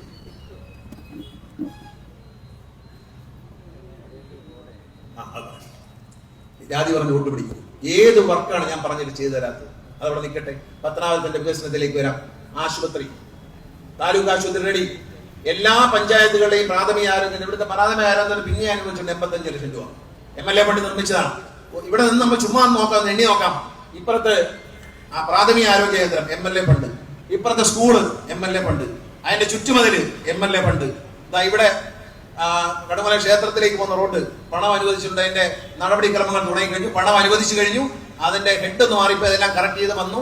ഇനി അതിന്റെ ടെൻഡർ വിളിയിലേക്ക് പോവുകയാണ്. അത് പിന്നെ ആമണീശ്വരത്തെ ഓവർബ്രിഡ്ജ്, പിന്നെ കാഞ്ഞിറ ഓവർബ്രിഡ്ജിന് പണം നമ്മൾ കെട്ടാനുള്ളതെല്ലാം കെട്ടി കഴിഞ്ഞു. ഇനി റെയിൽവേയുടെ സാങ്കേതികത കടന്നു കിട്ടിയാൽ മതി. പിന്നെ MP ഓഫർ ചെയ്ത് 1.5 കോടി രൂപ ഉണ്ട്. അതുകൂടി വന്നു കഴിഞ്ഞാൽ ഉടനെ പണി തുടങ്ങാം. ഇവിടെ സ്ഥലമെടുക്കാനുള്ള പണം വന്നു, 48 കോടി രൂപ വന്നു. കേന്ദ്ര ഗവൺമെന്റുമായി സ്വാധീനിച്ച് കേരള കോർപ്പറേഷനെ കൊണ്ട് ഇവിടെ പാലം പണിയാൻ, നമ്മുടെ ആമണീശ്വരം ഓവർബ്രിഡ്ജ് വരെയാണ്. അതിന്റെ ലാൻഡ് അക്വിസിഷൻ പണം ബഡ്ജറ്റിൽ കഴിഞ്ഞ വർഷം തന്നെ പാലം മാറ്റി വെച്ചിട്ടുണ്ട്. 48 കോടി രൂപയാണ് മാറ്റി വെച്ചത്. പാലം കൂടി നമ്മൾ പണിയാന്ന് വിചാരിച്ചു. പക്ഷേ കേരള കോർപ്പറേഷൻ പണിയുകയാണെങ്കിൽ മുഴുവൻ പണിയും ചെയ്തു തരാം എന്ന് കേന്ദ്രമന്ത്രി സമ്മതിച്ചിട്ടുണ്ട്. അതുകൊണ്ട് അതിന്റെ പണി തുടങ്ങും. പിന്നെ ആമണീശ്വരം പിന്നെ നമ്മുടെ ഗുരുവന്ദനം റോഡ് അതിന് പണം അനുവദിച്ചിട്ടുണ്ട്. അപ്പുറത്ത് ആമണീശ്വരത്ത് ചെല്ലുമ്പോൾ നമ്മുടെ കുരിശടിയിൽ അവിടെ നിന്ന് കയറി പിന്നെ കാവൽപ്പുറയിൽ വന്ന് ഇറങ്ങുന്ന റോഡ് അതിന് പണം അനുവദിച്ചിട്ടുണ്ട്. അതിന്റെ പണി തുടങ്ങിക്കഴിഞ്ഞു. വിളക്കുടി പഞ്ചായത്തിലാണ് ഈ കൊടുത്ത വർക്കുകളിൽ പലതും ഏറ്റെടുക്കാൻ ആൾ വരാത്തത്. ആ വർക്ക് PWD റോഡാണ്. ശാസ്ത്രി ജംഗ്ഷൻ കിണറ്റിൻകര റോഡ് മറന്നുപോകരുത്. MLA എന്ത് ചെയ്തു എന്ന് ഇനി ചോദിക്കരുത്. ചോദിക്കാൻ അറിയില്ല. എളമ്പൽ സ്കൂള് 3 നില കെട്ടണം. MLA കൊണ്ടുവന്നല്ലേ? അല്ല, തോറ്റ MLA കൊണ്ടുവന്നല്ലോ. അപ്പുറത്ത് പിന്നെ വിളക്കുടി സ്കൂള് ഇപ്പൊ കാര്യറയിൽ 6-ാം തീയതി ബഹുമാനപ്പെട്ട നിയമസഭാ സ്പീക്കർ ഉദ്ഘാടനം ചെയ്യാൻ പോകുന്ന കാര്യറ UPSC കെട്ടണം. ഇതൊക്കെ ആരുണ്ട്? 4-5 വെൽഫെയർ സ്കൂൾ മാത്രമേ ഇനി മാറ്റുള്ളൂ. അവിടെ കുട്ടികൾ കുറവാണ്. 100 കുട്ടികൾ മേളിലുള്ള വിളക്കുടി പഞ്ചായത്തിലെ 4 സ്കൂളുകളും പണിഞ്ഞു കഴിഞ്ഞു. അതിൽ ഒരെണ്ണം MLA ഫണ്ടാണ്. മേല പഞ്ചായത്തിൽ കയറാം 2 സ്കൂൾ. ഒന്ന് മേല സ്കൂള് സർക്കാർ ഫണ്ടിൽ പണിതു പിണറായി വിജയൻ വന്നതിന് ശേഷം. അതേ സമയത്ത് തന്നെ ചെങ്ങമനാട് സ്കൂള് MLA ഫണ്ടിൽ പണിതു. ഓർത്തഡോക്സ് സഭയ്ക്ക് പിന്നെ ചെങ്ങമനാട് സ്കൂളിൽ +2 വാങ്ങിച്ചു കൊടുത്തത് ഗണേഷ് കുമാർ. അല്ലെന്നവർ പറയട്ടെ, ഗണേഷ് കുമാർ. തലവൂര് ദേവീക്ഷേത്രത്തിന് കെട്ടിടം പണിയാനൊക്കെ പൈസ കൊടുത്തിട്ടുണ്ട് MLA ഫണ്ടിൽ. തലവൂർ ദേവസ്വത്തിന്റെ ക്ഷേത്രത്തിന് ആ സ്കൂളിൽ +2 വാങ്ങിച്ചു കൊടുത്തത് ഗണേഷ് കുമാർ. ഓർത്തഡോക്സ് സഭയുടെ പട്ടാഴി വടക്കേക്കര സ്കൂളിന് +2 വാങ്ങിച്ചു കൊടുത്തത് ഗണേഷ് കുമാർ. 4 എല്ലായിടത്തും 4 സ്കൂളുകൾ വാങ്ങിയെടുത്തു. എല്ലാം സ്വാശ്രയ പിന്നെ കോർപ്പറേറ്റ് മാനേജർമാർക്കാണ്. അല്ല ചില്ലറ അടിക്കാൻ വേണ്ടി സ്വകാര്യ മാനേജർക്കല്ല കൊടുത്തത്. പട്ടാഴി വടക്കേക്കരയിലും പട്ടാഴിയിലും പിന്നെ ചെങ്ങമനാടും തലവൂരും പിന്നെ ഒരെണ്ണം കൂടെ ഉണ്ട്. അല്ല +2 അനുവദിച്ചത്. അതെ, കുടിമുക്ക് കടുവങ്ങൾ റോഡിനെ തന്നെയാണ് പറഞ്ഞത്. അതിന്റെ എല്ലാ പേപ്പർ വർക്ക് റെഡി ആയിട്ടുണ്ട്. ഉടനെ ടെൻഡർ വിളിച്ച് ഉടനെ പണി തുടങ്ങാനുള്ള ഏർപ്പാട് PWD ആണ് ചെയ്യുന്നത്. അതിമനോഹരമായ റോഡായിട്ട് ചെയ്തു തരും. അതുപോലെ കിഴക്കേ തെരുവിൽ നിന്ന് പോകുന്ന റോഡ് 7.5 കോടി രൂപയാണ്. കിഴക്കേ തെരുവ് താഴേക്കരിക്കം മേലേക്കരിക്കം സെന്റ് മേരീസ് സ്കൂൾ അങ്ങോട്ട് കഴിഞ്ഞ് കിടക്കുന്ന വഴി. ആ വഴി ശാലേപുരം റെസിഡൻസ് നഗർ വഴി കയറി കോട്ടൂര് അങ്ങനെ ഇറങ്ങി അപ്പുറത്ത് പോയി മേലേക്കരിക്കത്തും താഴേക്കരിക്കത്തിലും ചെല്ലും. 7 കോടി രൂപ. ഇവിടെ ജാഥയാ, കുഴിയടയ്ക്കാൻ ആളുകൾ. എന്താ നല്ല ഒന്നാം തരം ഇന്റർനാഷണൽ സ്റ്റാൻഡേർഡ് റോഡ്. ആ ശാസ്ത്രി ജംഗ്ഷൻ കിണറ്റിങ്കര റോഡ് എന്ത് മനോഹരമാണ് എന്ന് ചിന്തിച്ചു നോക്കൂ. പിന്നെ അങ്ങോട്ട് ചെല്ലുമ്പോഴത്തേക്കും ഇളമ്പൽ കോട്ടോട്ടം മുക്കിന്ന് കോട്ടോട്ടം സ്കൂൾ വരെ BMNBC 4.5 കോടി രൂപ അനുവദിച്ചിട്ടുണ്ട്. മണ്ഡലം തുടങ്ങുന്ന ചെമ്പനരുവി കൂട്ടുമുക്കിൽ നിന്ന് ചെമ്പനരുവിയിൽ നിന്ന് തുടങ്ങി കറവൂര് വരെ 6 കോടി രൂപ 6.5 കോടി രൂപ അനുവദിച്ചിട്ടുണ്ട്. ഇപ്പോ അതിന്റെ ടെൻഡർ വിളിക്കുമ്പോ വനം വകുപ്പിന്റെ അനുമതി കിട്ടിക്കഴിഞ്ഞു. അവർ ടെൻഡർ വിളിക്കാനുള്ള നടപടിയായിട്ടുണ്ട്. എല്ലാ റോഡുകളും പണിത് പട്ടാഴി പോകുന്ന ഏനാത്ത് പത്തനാപുരം റോഡ് ആ കോൺട്രാക്ടർ കുഴപ്പമുണ്ട്. അയാൾ വീട്ടിൽ കിടന്ന് അങ്ങോട്ടും ഇങ്ങോട്ടും കേസ് കൊടുക്കുക. കുറേശ്ശെ പണിഞ്ഞു തരും. എങ്ങനെയെങ്കിലും പണിഞ്ഞു തീർക്കും. നിങ്ങൾ വിഷമിക്കേണ്ട, യാത്രായോഗ്യം ആക്കി തരും. വേറെ ഒരു പണിയും അവരെ കൊണ്ട് ചെയ്യിക്കേണ്ടെന്ന് ഞാൻ പറഞ്ഞു കഴിഞ്ഞു. ഉന്നല അരിമുക്ക് റോഡ് അതിൽ ഒരു ആശങ്കയും വേണ്ട. അതുപോലെ ടെൻഡർ വിളിക്കാൻ അനുവാദം കിട്ടി. ടെൻഡർ വിളിക്കാൻ പോകുന്ന റോഡാണ് പള്ളിമുക്ക് മുതൽ BMNBC ആയി മുക്കട വരെയുള്ള അമൂഞ്ചേരി എലിക്കാട്ടൂർ വഴിയുള്ള റോഡ്. അതുകൂടാതെ ചാച്ചിക്കുന്നയിൽ നിന്ന് മാങ്കോടേക്ക് കയറി പോകുന്ന റോഡ് അതും അതിന്റെ ഭാഗമായി വരും. ഇതെന്തെല്ലാം വികസനം വേണം? 55 സ്കൂളുകൾ 58 മാറും 2 ദിവസം. 57 ആവും. 2 ഉറപ്പായിട്ടും കിട്ടും. ഇത് വികസനം മുന്നേറ്റം എന്ന് പറയുന്നത് വലിയ വികസനം. എല്ലാ പ്രാഥമിക ആരോഗ്യ കേന്ദ്രങ്ങൾ വെട്ടിക്കരയിലെ പണി മാത്രം നടന്നുകൊണ്ടിരിക്കുന്നത് ലേറ്റായിട്ടാണ് തുടങ്ങി. അത് കോൺട്രാക്ടർ ആദ്യം വന്നാൾ മാറിപ്പോയതുകൊണ്ട് അത് ഏതാണ്ട് 1 നിലയുടെ വാർത്ത നടക്കുകയാണ്. അടുത്ത നിലയും കൂടെ കഴിയുമ്പോൾ അത് പെട്ടെന്ന് തീരും. ഒരു 3-4 മാസമുള്ള അത് തീരും. ഉപകേന്ദ്രങ്ങൾ ചോദിച്ചാൽ ഇവിടെ നമ്മുടെ പിന്നെ കുറ്റിക്കോണത്തിൽ ഉപകേന്ദ്രം പണിത്, ആരോഗ്യ വകുപ്പിന്റെ ഉപകേന്ദ്രം പണിത്. പട്ടാഴിയിൽ 2 ഉപകേന്ദ്രങ്ങളെ പണി നടക്കുന്നു. 1 നേരത്തെ പൂർത്തിയാക്കിയിട്ടുണ്ട്. പന്തപ്ലാവില് 1 പൂർത്തിയാക്കിയിട്ടുണ്ട്. ഏത് അംഗൻവാടിയാണ് പൊളിഞ്ഞു കിടക്കുന്നത്? മേലയിൽ അംഗൻവാടി പണി നടപ്പുണ്ട് ഉദ്ഘാടനം ചെയ്യാനായിട്ട്. മേലെ വേറെ 2 അംഗൻവാടിയെ പണി നടക്കുന്നു. വിളക്കുടി പഞ്ചായത്തിൽ അനിലിന്റെ വാർഡിൽ അംഗൻവാടി എത്ര? 2. റഹീംകുട്ടിയുടെ വാർഡായിരുന്നല്ലോ. 2 അംഗൻവാടിയാണ്. ആദ്യം ഒരു അംഗൻവാടി കൊടുത്തു. അത് കഴിഞ്ഞപ്പോൾ മെമ്പർ അനിൽ വന്നതിന് ശേഷം ഒരു സ്ഥലം പോയി സംഘടിച്ചുകൊണ്ട് വന്നു. അവിടെ അംഗൻവാടി വന്നില്ലേ? വായനശാല ഏത് അംഗൻവാടിയാണ് ഈ ഓടിട്ടത്? എലിക്കാട്ടൂർ വാർഡിൽ ഈ അടുത്ത സമയത്ത് 4 സെന്റ് കോളനിക്കകത്ത് വാഴയുടെ ഇടയിൽ ഒരു അംഗൻവാടി. അവിടുത്തെ മെമ്പർ ഇപ്പോഴത്തെ പുറന്തൂർ പഞ്ചായത്ത് പ്രസിഡന്റ് ഷേർലിയായി. ഗണേഷ് കുമാർ തന്നുകളയും അംഗൻവാടി ഉണ്ടെന്ന് അറിഞ്ഞാൽ എന്ന് പറഞ്ഞാൽ അംഗൻവാടിയെ പറ്റി കാരണം അംഗൻവാടി ഷീറ്റിട്ടെന്ന് പറഞ്ഞാൽ അപ്പം തന്നെ അംഗൻവാടി അനുവദി. അങ്ങനെ അനുവദിപ്പിക്കത്തില്ല എന്ന് തീരുമാനിച്ചുകൊണ്ട് മിണ്ടാതിരുന്നു. ഞാൻ ഈ അടുത്ത കാലത്ത് അതിന്റെ ആ ഉന്നതിയുടെ ഡെവലപ്മെന്റിന് വേണ്ടി 1 കോടി രൂപ അനുവദിച്ചു. അതിനെ ചർച്ച ചെയ്യാൻ വേണ്ടി അവിടുത്തെ നാട്ടുകാരെ വിളിച്ചു കൂട്ടിയപ്പോൾ അവിടെ ചെന്നപ്പോൾ കാണാൻ വാഴയുടെ ഇടയിൽ ഒരു സാധനം. ഇതെന്തുവാ ചോദിച്ചപ്പോൾ ഇതൊരു അംഗൻവാടിയാണ്. ഷീറ്റിട്ടിരിക്കുക. നേരത്തെ പറഞ്ഞു അതൊക്കെ പൊളിച്ചു വരാൻ അംഗൻവാടി പറഞ്ഞു കൊടുക്കില്ല. ഈ പൈസ ഉണ്ടോ നോക്കട്ടെ, MLA ഫണ്ട് കിടപ്പുണ്ട്, 2 ദിവസം പറ്റുമെങ്കിൽ നാളെ ഒരു കണക്കെടുത്തിട്ട് അത് പണിയുന്നു, അത് പൊളിച്ചു പണി. ചോദിച്ച എല്ലാ മെമ്പർമാർക്കും രാഷ്ട്രീയമില്ലാതെ ഒരാളെയും രാഷ്ട്രീയം നോക്കിയില്ലല്ലോ. വെട്ടിക്കാലെ 2 അംഗൻവാടി കൊടുത്ത BJP-യുടെ മെമ്പർ ഉഷയ്ക്കാണ്. ജാതി രാഷ്ട്രീയം നോക്കത്തില്ല, ജാതിയില്ല, മതമില്ല, രാഷ്ട്രീയമൊന്നും, വികസനത്തിൽ ഒന്നുമില്ല എന്നുള്ളൊരു മുദ്രാവാക്യമുണ്ട്. കേരളത്തിന്റെ അങ്ങോളം വികസനം കൊണ്ടുവന്ന പിണറായി വിജയൻ ഒരു മണ്ഡലത്തെയും മാറ്റി നിർത്തിയില്ല. ഏതെങ്കിലും പ്രതിപക്ഷ MLA-ക്ക്, കോൺഗ്രസിന്റെ ഒരു MLA-ക്ക് പിണറായി വിജയന്റെ സർക്കാർ വേറുകൃത്യം കാണിച്ചു ഞങ്ങൾ തന്നില്ല എന്ന് പറയൂ? ഏസാനത്തിന് മിനി ബസ് വന്നപ്പോൾ നിങ്ങൾ ഫേസ്ബുക്കിൽ വായിച്ചു കാണുമല്ലോ, KK രമയ്ക്കാണ് എണ്ണം കൊടുത്തത്. അവരേന്ന് പറഞ്ഞല്ലോ. കുണ്ടറയിൽ 76 കോടിയിൽ ആശുപത്രി വരുന്നു. നമ്മൾ 98 കോടിയുടെ ആശുപത്രിയാണ് നമ്മൾ പണിഞ്ഞുകൊണ്ടിരിക്കുന്നത് ഇവിടെ. ഫയർ സ്റ്റേഷൻ അനുവദിച്ചു. മറ്റേ ഈ പിടിച്ച പുനലൂരിൽ നിന്ന് വരണം, അല്ലെങ്കിൽ കൊട്ടായക്കരയിൽ നിന്ന് വരണം. നമ്മളെ ഫയർ സ്റ്റേഷൻ അനുവദിച്ചു, നമ്മൾ സ്ഥലം കണ്ടെത്തി. അവിടെ മനോഹരമായ ഫയർ സ്റ്റേഷൻ 4.5 കോടി രൂപയ്ക്ക് നിർമ്മിച്ച് പൂർത്തിയാക്കി റെഡിയാക്കിയിട്ടുണ്ട്. മുഖ്യമന്ത്രിയുടെ ഒരു രേഖ വെച്ചുകൊണ്ട് അത് കിട്ടിയാൽ അപ്പൊ തന്നെ ഉദ്ഘാടനം. പത്തനാപുരം ടൗണിൽ പോലീസിന്റെ അസാന്നിധ്യമുണ്ട് എന്ന് പറഞ്ഞു പോലീസ് സ്റ്റേഷൻ മാറ്റി. അവിടെ police station control room MLA പണി പണിഞ്ഞു 85 ലക്ഷം രൂപയ്ക്ക്. ഇവിടുത്തെ പോലീസ് സ്റ്റേഷന് 4 കോടിയല്ലേ അനുവദിച്ചേക്കുന്നത്? 2.5 കോടി, 2 കോടി രൂപ ഇവിടുത്തെ പോലീസ് സ്റ്റേഷൻ പുതിയ കെട്ടിടം പണിയാനായിട്ട്. അതിന്റെ നടപടികളായി കഴിഞ്ഞു. അതിന്റെ ടെൻഡറിലേക്ക് പോവുകയാണ്. ടെൻഡറിൽ പോയി തോന്നുന്നു, ടെൻഡറിൽ പോയിരിക്കാം. ഒന്നാലേക്ക് എവിടെയാണ് കുറവ്, എവിടെയാണ് വികസനമില്ലാത്തത്? ഈ സംസ്ഥാനത്ത് എവിടെയാണ് വികസനമില്ലാത്തത്? വെട്ടിക്കോര സ്കൂള് 5 കോടി രൂപ. ഇപ്പം പട്ടാഴി സ്കൂളിന് 3 കോടി രൂപയുടെ വർക്ക് തുടങ്ങി. പട്ടാഴി സ്കൂളിൽ ഇതെല്ലാം ചെയ്യുന്നുണ്ടല്ലോ. ഏത് റോഡാണ് മോശം? പട്ടാഴിയിലോട്ട് പോകുന്ന ഏത് റോഡാണ് BMNBC അല്ലാത്തത്? ഏനാത്തുനിന്ന് വരുന്ന റോഡ് BMNBC, കാറാട്ടുപുഴ പാലം വഴി. നിങ്ങൾ അതെല്ലാം പോട്ട്. കഴിഞ്ഞ ഇലക്ഷൻ ഒരാൾ ചോദിച്ചു, കൊച്ചിക്കടവിൽ ഒരു പാലം ഉണ്ടെന്ന് ഇയാൾ വെറുതെ പറയുന്നതാണ്. കൊച്ചിക്കടവിലെ പാലം തീർന്നു, പെയിന്റ് ഏത് വേണം എന്ന് ചോദിച്ച് എന്നെ സമീപിച്ചിട്ടുണ്ട്, വരച്ചു തന്നിട്ടുണ്ട്. ഇത് ഏത് പെയിന്റ് വേണമെന്ന്. അത് ഇന്നോ നാളെ രാത്രി കൊടുത്തു കഴിഞ്ഞാൽ 2 ദിവസം പെയിന്റ് അടിക്കും. അപ്പൊ കൊച്ചിക്കടവില് പാലം പറഞ്ഞിരുന്നില്ല, അത് പോട്ട്, വെറുതെ പറഞ്ഞു. ഇരുമ്പ് പാലം തൂക്കിയിട്ടുണ്ട് എവിടെ? പിന്നെ കരിയന്തോപ്പ് കടവിൽ. ഈ ഇരുമ്പ് പാലം മാറ്റി സിമന്റ് പാലമാക്കും എന്ന് പറഞ്ഞു. പക്ഷെ ഞാനത് കണക്കാക്കിയപ്പോൾ തെറ്റിപ്പോയി. കാരണം അറിയാം, ഭയങ്കര വീതി കൂടിയ സ്ഥലത്താണ് ഈ പാലം നിൽക്കുന്നത്. ആ കല്ലടയാറിന് ഇത്രയും വീതിയുള്ള സ്ഥലമില്ല. അവസാനം എസ്റ്റിമേറ്റ് എടുത്ത് നോക്കിയാൽ 18 കോടി രൂപ. എവിടുന്ന് കിട്ടാനാ? അപ്പം 18 കോടിയായപ്പം പറഞ്ഞു നബാർഡിൽ നിന്ന് തരാം എന്ന് പറഞ്ഞു.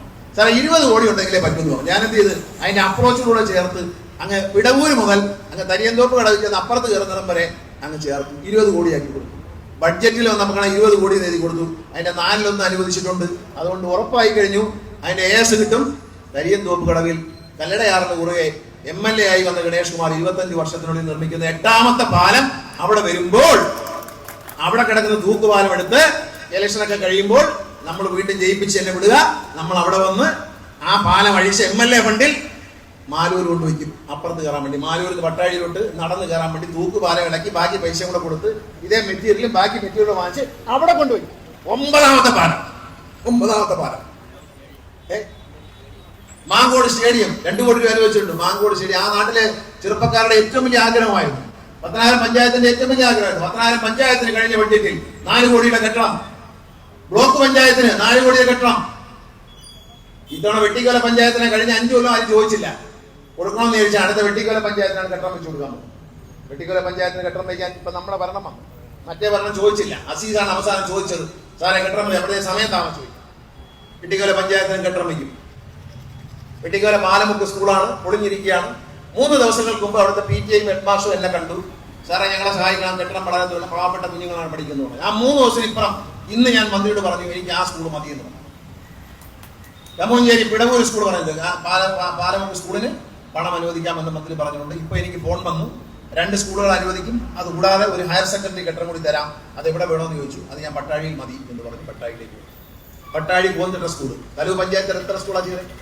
അതിന്റെ കണക്ക് വരും, നിങ്ങൾ കണ്ടോളൂ, ഫേസ്ബുക്കിലൊക്കെ കാണാം. വിത്ത് ഫോട്ടോ 55 കെട്ടിടങ്ങളുടെയും 55 സ്കൂള്. കാരണം പിണറായി സർക്കാർ വന്നിട്ട് 10 കൊല്ലം. അതിനൊരു 1 വർഷം മുമ്പേ 1.5 വർഷം മുമ്പേ ഞാൻ അങ്ങോട്ട് ആരംഭിച്ചു.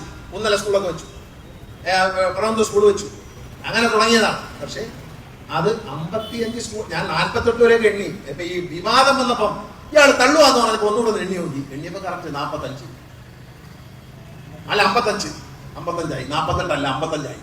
കള്ളം പറയേണ്ട കാര്യമൊന്നും പത്തനാപുരത്തെ ജനങ്ങളുടെ അടുത്ത് ഞങ്ങൾക്കില്ല. ഞങ്ങൾ സത്യമേ പറയൂ. ഞങ്ങൾ കൊണ്ടുവന്ന വികസനങ്ങൾ നിങ്ങൾക്ക് കാണാം, തൊട്ടു നോക്കാം, അനുഭവിക്കാം. നിങ്ങൾ അനുഭവിച്ചുകൊണ്ടിരിക്കുന്നതാണ്. ഈ നാട്ടിലെ പാവപ്പെട്ടവരുടെ മക്കൾക്ക് പഠിക്കാനാണ് സർക്കാർ സ്കൂളുകൾ, സർക്കാർ ആശുപത്രികൾ, ഒറ്റപ്പെട്ട സ്ഥലങ്ങളിലുള്ള ഉപകേന്ദ്രങ്ങൾ, ആരോഗ്യ ഉപകേന്ദ്രങ്ങൾ, ഇവയെല്ലാം നമ്മൾ നിർമ്മിച്ചില്ല. ഇത്രയും വലിയ ആശുപത്രി, 7 സ്പെഷ്യാലിറ്റി ഉള്ള ഇത്രയും വലിയ ആശുപത്രി അവിടെ വരും. നിങ്ങൾ മനസ്സിലായിക്കൊള്ളുക, ഇന്ത്യൻ ഓയിൽ കോർപ്പറേഷൻകാരുമായിട്ട് സംസാരിച്ചിരിക്കുകയാണ്. അവർ CSR ഫണ്ട് തരുന്നു. 65 ലക്ഷം രൂപയ്ക്കുള്ള ലാബറട്ടറി ഉപകരണങ്ങൾ നമ്മുടെ എല്ലാ PHCയിലും വന്നു തരും. 65 ലക്ഷം രൂപയാണ് അവർ തരാൻ പോകുന്നത്. ഇവിടെ ആവശ്യമുള്ള എന്താണെന്ന് ഡോക്ടറെ വിളിച്ചു ചോദിച്ച് ലിസ്റ്റ് എടുത്ത് അവർ കൊടുത്തിട്ട് അവരത് പർച്ചേസ് ചെയ്ത് ഇവിടെ എത്തിച്ചേരും. നമ്മൾ പർച്ചേസ് ഒന്നും ചെയ്യണ്ട, അവർ വാങ്ങിക്കോളും. അവരെ CSR ഫണ്ടിൽ അവർ വാങ്ങിച്ച് സംഭാവന ചെയ്യാൻ പോവുകയാണ്. ഇന്ത്യൻ ഓയിൽ കോർപ്പറേഷൻ 65 ലക്ഷം രൂപയുടെ സാധനങ്ങൾ നമ്മുടെ വിവിധ പ്രാഥമിക ആരോഗ്യ കേന്ദ്രങ്ങൾക്ക് CSR ഫണ്ട് കൊടുക്കാൻ തീരുമാനിച്ചു. അങ്ങനെ എല്ലാ രംഗത്തും ഒരു കുറവുമില്ല. ഇനി അടുത്ത ഘട്ടം എന്ന് പറഞ്ഞാൽ MLA ഫണ്ട് ഉപയോഗിച്ച് PHCകളിൽ പട്ടാഴി അടക്കം എക്സ്ട്രാ യൂണിറ്റുകൾ സ്ഥാപിക്കുക. പാവപ്പെട്ടവർക്ക് സൗജന്യമായും സൗജന്യ നിരക്കിലും ആണ്. ബാലവാല് പറഞ്ഞ പോലെ മരിച്ചു എന്ന് കരുതി വെന്റിലേറ്ററിൽ കിടന്ന KSRTC നമ്മൾ എഴുന്നേൽപ്പിച്ചു. പത്തനാപുരത്തുകാർക്ക് അഭിമാനിക്കാം, നമ്മൾ എഴുന്നേൽപ്പിച്ചു, ഞാനല്ല, നമ്മൾ ഒരുമിച്ച്. പത്തനാപുരത്തുകാർ തെരഞ്ഞെടുത്ത നിങ്ങളുടെ ജനപ്രതിനിധി മന്ത്രിയാകുമ്പോൾ സ്റ്റേറ്റ് മുഴുവൻ പോണ്ടി വരും. പല ദിവസങ്ങളും പല സ്ഥലത്തും എത്താൻ പറ്റത്തില്ല. കാരണം വെച്ചാൽ ഇതെന്നും തലവേദനയുള്ള ഒരു സാധനമാണ്. അവിടെ വണ്ടി അങ്ങനെ ചെയ്തു, ഇങ്ങനെ ചെയ്തു. രാത്രി 1 മണിക്കൊക്കെ ഫോൺ വരുന്നേ, ആളുകൾ എടുക്കാനും പോകും. 1 മണിക്കൊക്കെ വിളിച്ചിട്ട് സാറേ എന്റെ വണ്ടി നിർത്താൻ ഛർദ്ദിച്ച് എന്റെ പുറത്ത് വീണ്, ഞാൻ എന്ത് ചെയ്യാൻ പറ്റും, പോയി തുടയ്ക്കാൻ പറ്റുള്ളൂ. സാറേ ഇവൻ ഇവിടുന്ന് എന്റെ പുറത്തോട് തോളി ചാഞ്ഞൊന്ന് ഉറങ്ങുന്നത്, ഒന്ന് എണീപ്പിച്ച് വിട് എന്നൊക്കെയാണ് പറയുന്നത് രാത്രി വിളിച്ചിട്ട്. എന്റെ പേഴ്സണൽ സ്റ്റാഫിനാണെങ്കിൽ രാത്രി ഉറങ്ങാൻ നോക്കില്ല. 12 മണിക്ക് ഒരു വണ്ടി ബ്രേക്ക് ഓൺ ആയിട്ടോ ഇവിടെ കിടക്കുക, ഇങ്ങനെ വിളിയാണ്. പക്ഷെ കേരളത്തിലെ ജനങ്ങൾ അത് സ്വീകരിച്ചു. KSRTC ജീവനക്കാരത് സ്വീകരിച്ചു. 1-ാം തീയതി അവർക്ക് ശമ്പളം കൊടുത്തു.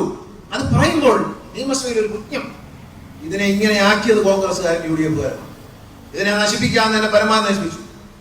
ബഹുമാനായ ആര്യാള മുഹമ്മദ് സാർ പരിചയസമ്പന്നായ വലിയ പ്രതിഭയായിട്ടുള്ള ഒരു ഭരണാധികാരിയായിരുന്നു അദ്ദേഹം തന്നെ പറയുന്നു, ഇത് അടച്ചു പൂട്ടേണ്ടി വരും, അല്ലെങ്കിൽ ഇത് താനേ നിലയ്ക്കും എന്നാണ് അദ്ദേഹം പറഞ്ഞത്. അദ്ദേഹത്തിന്റെ പ്രവചനം.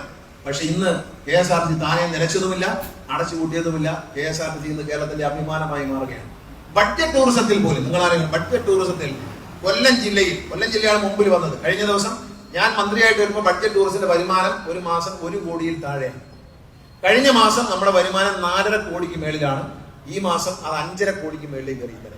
ഈ ജനുവരി മാസത്തിൽ 5.5 കോടിയിലേക്ക് കയറി. അതിൽ കൊല്ലം ജില്ലയിൽ 1ാമത് നിൽക്കുന്നത് പത്തനാപുരം ഡിപ്പോ ആണ് എന്ന അഭിമാനം നമുക്കുണ്ട്. പത്തനാപുരം ഡിപ്പോ ആണ്. കേരളത്തിലെ 93 ബസ് സ്റ്റേഷനുകളുണ്ട്. ആ 93 ബസ് സ്റ്റേഷനും മിക്കവാറും എല്ലാ ദിവസവും 1-2 ദിവസം ഒഴിച്ചാൽ 1-2 താഴോട്ട് 5-6 പോകുന്നുള്ള ഒഴിച്ചാൽ ബാക്കി എല്ലാ ദിവസവും ലാഭത്തിലാണ് പോകുന്നത്. വരവും ചെലവും തമ്മിലുള്ള അന്തരം വെച്ച് നോക്കിയാൽ ലാഭത്തിലാണ് പോകുന്നത്. 8.5 കോടി രൂപയ്ക്കുള്ളിൽ KSRTC വരുമാനം വന്നാൽ KSRTC ലാഭമിച്ചം ഉണ്ടാകും എന്നാണ് കണക്കുകൂട്ടിയിരുന്നത്. ഇന്ന് പല ദിവസങ്ങളിലും 9 കോടി, 9.25 കോടി, 10 കോടിയിലാണ് KSRTC നീങ്ങിക്കൊണ്ടിരിക്കുന്നത്. ഏതെങ്കിലും KSRTC പക്ഷെ അടുത്തായിട്ട് പോകുന്നുണ്ടോ? ഒരഞ്ഞതും പോറിയതൊക്കെ അല്ലാതെ ഒരെണ്ണം കഴുകാതെ പോകുന്നുണ്ടോ? ഇനി കഴുകാൻ വേറെ കോൺട്രാക്ട് കൊടുക്കുന്നു. അത് വരുമ്പോൾ കുറച്ചുകൂടെ കഴുകി വൃത്തിയാക്കുന്നു. കഴിഞ്ഞ ദിവസം കുന്നിക്കോടുള്ള ഒരു ചെറുപ്പക്കാരന്റെ പാസ്പോർട്ട് കളഞ്ഞു പോയത് കിട്ടിയതേ ഗണേഷ് കുമാർ വണ്ടി കഴുകാൻ പറഞ്ഞതുകൊണ്ട്, അല്ലെങ്കിൽ കിട്ടത്തില്ലായിരുന്നു. നിങ്ങൾ കണ്ടു കാണുമല്ലോ, ഫേസ്ബുക്കിലൊക്കെ അദ്ദേഹത്തിന്റെ സംഭാഷണം ഉണ്ടായിരുന്നു. രാത്രി ഒരു ഫോൺ വരുന്നു, ബസ് സ്റ്റാൻഡ് ബസ് തൂത്തപ്പോൾ ബസ്സിനകത്ത് നിന്ന്, ബസ് വൃത്തിയാക്കുന്ന പതിവില്ലല്ലോ, അപ്പൊ ഈ ബസ് വൃത്തിയാക്കുമെന്ന് രാത്രി വൃത്തിയാക്കാൻ കയറിയപ്പോൾ ഒരു പാക്കറ്റ് കിട്ടി. ആ പാക്കറ്റിനകത്ത് ഒരു പാസ്പോർട്ടും വിസയും ഒരു ടിക്കറ്റുമാണ്. അതെടുത്ത് നോക്കിയപ്പോൾ പത്തനാപുരത്തുകാരനാണ്. ഉടൻ വിളിച്ചു. അപ്പൊ എന്റെ ഓഫീസിൽ നിന്ന് അച്ഛൻകോല അജിത്കുമാർ അവിടെ നിന്ന് വിവരം കിട്ടി. അവിടെ നിന്ന് കുന്നിക്കോട് CIയും പത്തനാപുരം CIയും വിളിച്ചു. ഉടനെ നിങ്ങൾ ഇടപെടണം, അന്വേഷിക്കണം. അപ്പൊ വീട് കണ്ടുപിടിച്ച് ആളെ വിളിക്കുമ്പോൾ ആൾ ഇവിടെ ഇല്ല. എവിടെ നിൽക്കുന്നു? ചെങ്ങന്നൂർ നിൽക്കുകയാണ്. എന്തിനെന്നറിയാമോ? ഈ ഇതുകൊണ്ട് കളഞ്ഞതിന്റെ പേരിൽ ഗൾഫിൽ പോകാൻ പറ്റാതെ വീട്ടിൽ വഴക്കുണ്ടായതിന്റെ പേരിൽ ആത്മഹത്യ ചെയ്യാൻ അടുത്ത വരുന്ന ട്രെയിനിൽ ചാടാം എന്ന് പറഞ്ഞ് നിൽക്കുമ്പോഴാണ് ഫോൺ വരുന്നത്. പാസ്പോർട്ട് കിട്ടി, വിസയും എല്ലാം കിട്ടി, തിരുവനന്തപുരത്തുണ്ട്, KSRTC ഉണ്ട്, വിട്ടോ തിരുവനന്തപുരത്തേക്ക്. മരിക്കാൻ നിന്ന ട്രെയിനിൽ കയറി, അടുത്ത വണ്ടിക്ക് ചാടാൻ നിന്ന ട്രെയിനിൽ കയറി തിരുവനന്തപുരത്ത് പോയി വിസ വാങ്ങിച്ച് ഗൾഫിലേക്ക് പോകാൻ ആ മനുഷ്യന് കഴിഞ്ഞു. അതൊക്കെ നന്മയുടെ ഭാഗമാണ് സുഹൃത്തുക്കളെ. കുത്തിത്തിരിപ്പില്ലാത്തതുകൊണ്ടാണ് ഗണേഷ് കുമാറിന് കുത്തിത്തിരിപ്പില്ല. ഒരുത്തരം പാര വയ്ക്കുന്ന പരിപാടി എനിക്കില്ല. എന്റെ ജീവിതത്തിൽ ആർക്കും പാര വെച്ചിട്ടില്ല. അതുകൊണ്ട് എനിക്ക് ഭയമില്ല. ഞാൻ ദൈവവിശ്വാസിയാണ്, എനിക്ക് ഭയമില്ല. ഞാൻ ആരെയും പാര വെച്ചിട്ടില്ല, വേല വെച്ചിട്ടില്ല, ഉപദ്രവിച്ചിട്ടില്ല. ഞാൻ സത്യത്തിന് വേണ്ടി പോരാടി. നിങ്ങൾ മനസ്സിലാക്കൂ, KSRTC ബസ്സിലെ ഡ്രൈവർമാരും കണ്ടക്ടറും മദ്യപിക്കരുത് ഞാൻ നിർബന്ധം പിടിച്ചു. അവരെ കുടുംബത്തിന് ആശ്വാസം ഉണ്ടായി. അതുകൊണ്ട് കഴിഞ്ഞ വർഷം KSRTCയുടെ മൊത്തം അപകടത്തിന്റെ എണ്ണം 375 കണ്ടാണ്. ഈ വർഷം മൊത്തം 175 താന്നു. മരണം 68ആയിരുന്നു, അത് 63 കുറഞ്ഞു. മേജർ ആക്സിഡൻസ് 384 കണ്ടായിരുന്നു കഴിഞ്ഞ വർഷം. ഈ വർഷം അത് കുറഞ്ഞ് 187 കണ്ടായി. എത്ര കുറഞ്ഞെന്നാലും മരണം 68ആയിരുന്നു, 63. പലതും ഇങ്ങോട്ട് വന്ന് ഇടിച്ചു മരിച്ചതാണ്. അല്ല, KSRTC ഡ്രൈവർ അങ്ങോട്ട് കൊണ്ട് ഇടിച്ചു പോകുന്ന കേസുകൾ വളരെ അത് കുറവാണ്. കുറെ അധികം ഇങ്ങോട്ടൊന്ന് ഇടിച്ച് മരണം കൂടി ചേർത്ത് നമ്മൾ എടുത്തിരിക്കുകയാണ്. ആക്സിഡന്റിൽ മരണം സംഭവിച്ചിട്ടുണ്ടെന്ന് മാത്രമേ നമ്മൾ നോക്കിയിട്ടുള്ളൂ.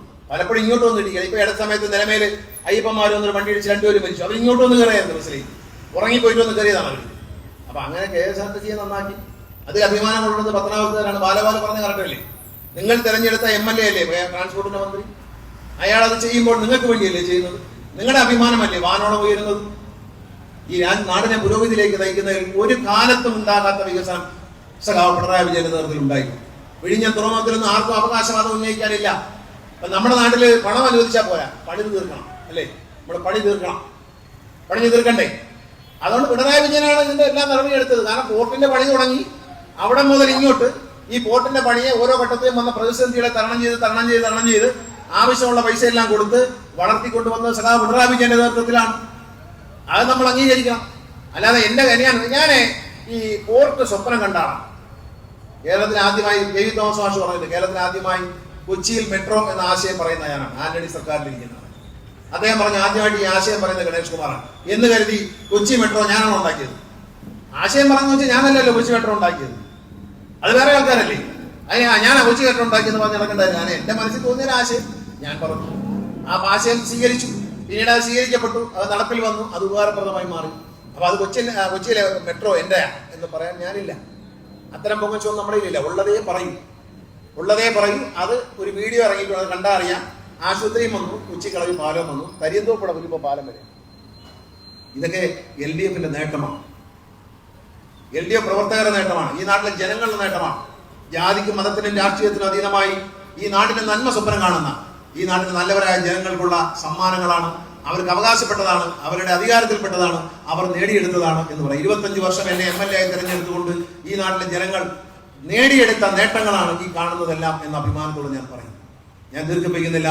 കേരളത്തിലെമ്പാടും വികസനത്തിന്റെ വലിയ വേലിയേറ്റം ഉണ്ടാക്കാൻ കഴിഞ്ഞ ഇടതുപക്ഷ മുന്നണി സർക്കാരിനെതിരെ അപകീർത്തികരമായ കാര്യങ്ങൾ പ്രചരിപ്പിച്ച്, കള്ളക്കഥകൾ പ്രചരിപ്പിച്ച്, ജനങ്ങളെ തട്ടിക്കാൻ ജാതി മതചിന്തകൾ ഉണർത്തിവിട്ട് ശ്രീനാരായണ ഗുരുദേവിന്റെയും മന്നത്ത് പത്മനാഭന്റെയും അയ്യങ്കാളിയുടെയും ഒക്കെ ആശയങ്ങളെ തകർത്തുകൊണ്ട് കേരളത്തിലെ ജനങ്ങളെ തെറ്റിദ്ധരിപ്പിച്ചും വിജയിച്ചു കയറാം എന്ന UDFന്റെ വ്യാമോഹത്തിന് വിരാമിട്ടുകൊണ്ട് ഈ വികസന ജാഥയെ നിങ്ങൾ സ്വീകരിച്ചതിൽ ഒരുപാട് നന്ദി പറഞ്ഞു. ഇവിടെ നൽകിയ സ്വീകരണത്തിന് നന്ദി പറഞ്ഞുകൊണ്ട് വരും ദിവസങ്ങളിൽ പത്തനാപുരത്തിന്റെ മുക്കിലും മൂലയിലും നമ്മളെത്തും. അവിടെ ഓരോ സ്ഥലത്തെയും വന്നിട്ടുള്ള വികസന പ്രവർത്തനങ്ങൾ നമുക്ക് വിശദീകരിക്കാൻ നേതാക്കൾക്ക് കഴിയും. കേരളത്തിലെ രാഷ്ട്രീയത്തിലെ UDFന്റെ കള്ളത്തരങ്ങൾ, വർഗീയതയുടെ ആപത്ത്, ഇതെല്ലാം പറഞ്ഞു മനസ്സിലാക്കാൻ കരുത്തുള്ള നേതാക്കന്മാരാണ് ഈ യാത്രയിൽ പങ്കെടുക്കുന്നത്. അത് ഞങ്ങൾ പറഞ്ഞു മനസ്സിലാക്കും. കേരളത്തിലെ ജനങ്ങൾ അത് അറിയണം. ഇവിടെ മാത്രമല്ല, ശ്രീ ബിനോയ് യൂസുഫിന്റെ നേതൃത്വത്തിലും ഗോവിന്ദൻ മാഷിന്റെ നേതൃത്വത്തിലും ജോസ് കെ മാണിയുടെ നേതൃത്വത്തിലും 3 ജാഥകൾ കേരളത്തിൽ കടന്നു വരുന്നുണ്ട്. അതിലെ ബിനോയ് യൂസുഫ് നയിക്കുന്ന ജാഥ 9-ാം തീയതി പത്തനാപുരത്ത് വരുമ്പോൾ നമുക്ക് കാണാം. ജനങ്ങളെ ബോധ്യപ്പെടുത്തുകയാണ് കേരളത്തിലെ ജനങ്ങളെ എന്താണ് പിണറായി സർക്കാരിന്റെ ഗുണം, എന്താണ് ഉണ്ടായ വളർച്ച, എന്താണ് മാറ്റങ്ങൾ. ഇവിടെ മതസ്പർദ്ധ ഉണ്ടായില്ലെന്ന് മാത്രം നിങ്ങൾ ആരെങ്കിലും ആലോചന പറഞ്ഞു. ഇവിടെ ഒരു മതസ്പർദ്ധയോ വർഗീയതകളെ ഉണ്ടായില്ല 10 വർഷത്തിനിടയിൽ. 10 വർഷത്തിനിടയിൽ പവർ കട്ട് ഉണ്ടായിട്ടില്ല. ഇതെല്ലാം നമ്മുടെ നേട്ടങ്ങളാണ്. പാവപ്പെട്ടവരുടെ ജീവിത നിലവാരം ഉയർന്നു, എത്രയെത്ര ഉന്നതികൾ മാറി. ഇതെല്ലാം മനസ്സിലാക്കിക്കൊണ്ട് ഇടതുപക്ഷ ജനാധിപത്യ വേണ്ടിക്കൊപ്പം ശക്തമായി തോളോട് തോള് ചേർന്ന് നമ്മൾ മുന്നോട്ട് പോകണം. രാജ്യത്തെ മതേതരത്വം നിലനിൽക്കേണ്ടതുണ്ട്. ഈ നാട്ടിലെ മതസൗഹാർദ്ദം നിലനിൽക്കേണ്ടതുണ്ട്. ജാതിയുടെയും മതത്തിന്റെയും പേര് പറഞ്ഞല്ല, നന്മയുടെ പേര് പറഞ്ഞു, വികസനത്തിന്റെ പേര് പറഞ്ഞു, പുരോഗതിയുടെ പേര് പറഞ്ഞു ഇടതുപക്ഷ ജനാധിപത്യങ്ങളുടെ ഒപ്പം നിങ്ങൾ എല്ലാവരും അണിനിരക്കണമെന്ന് സ്നേഹത്തോടെ അഭ്യർത്ഥിച്ചുകൊണ്ട് എല്ലാവിധ നന്മകളും നേർന്നുകൊണ്ട് ഞാൻ എന്റെ വാക്കുകൾ ചുരുക്കുന്നു. നന്ദി, നമസ്കാരം, ജയ് ഹിന്ദ്.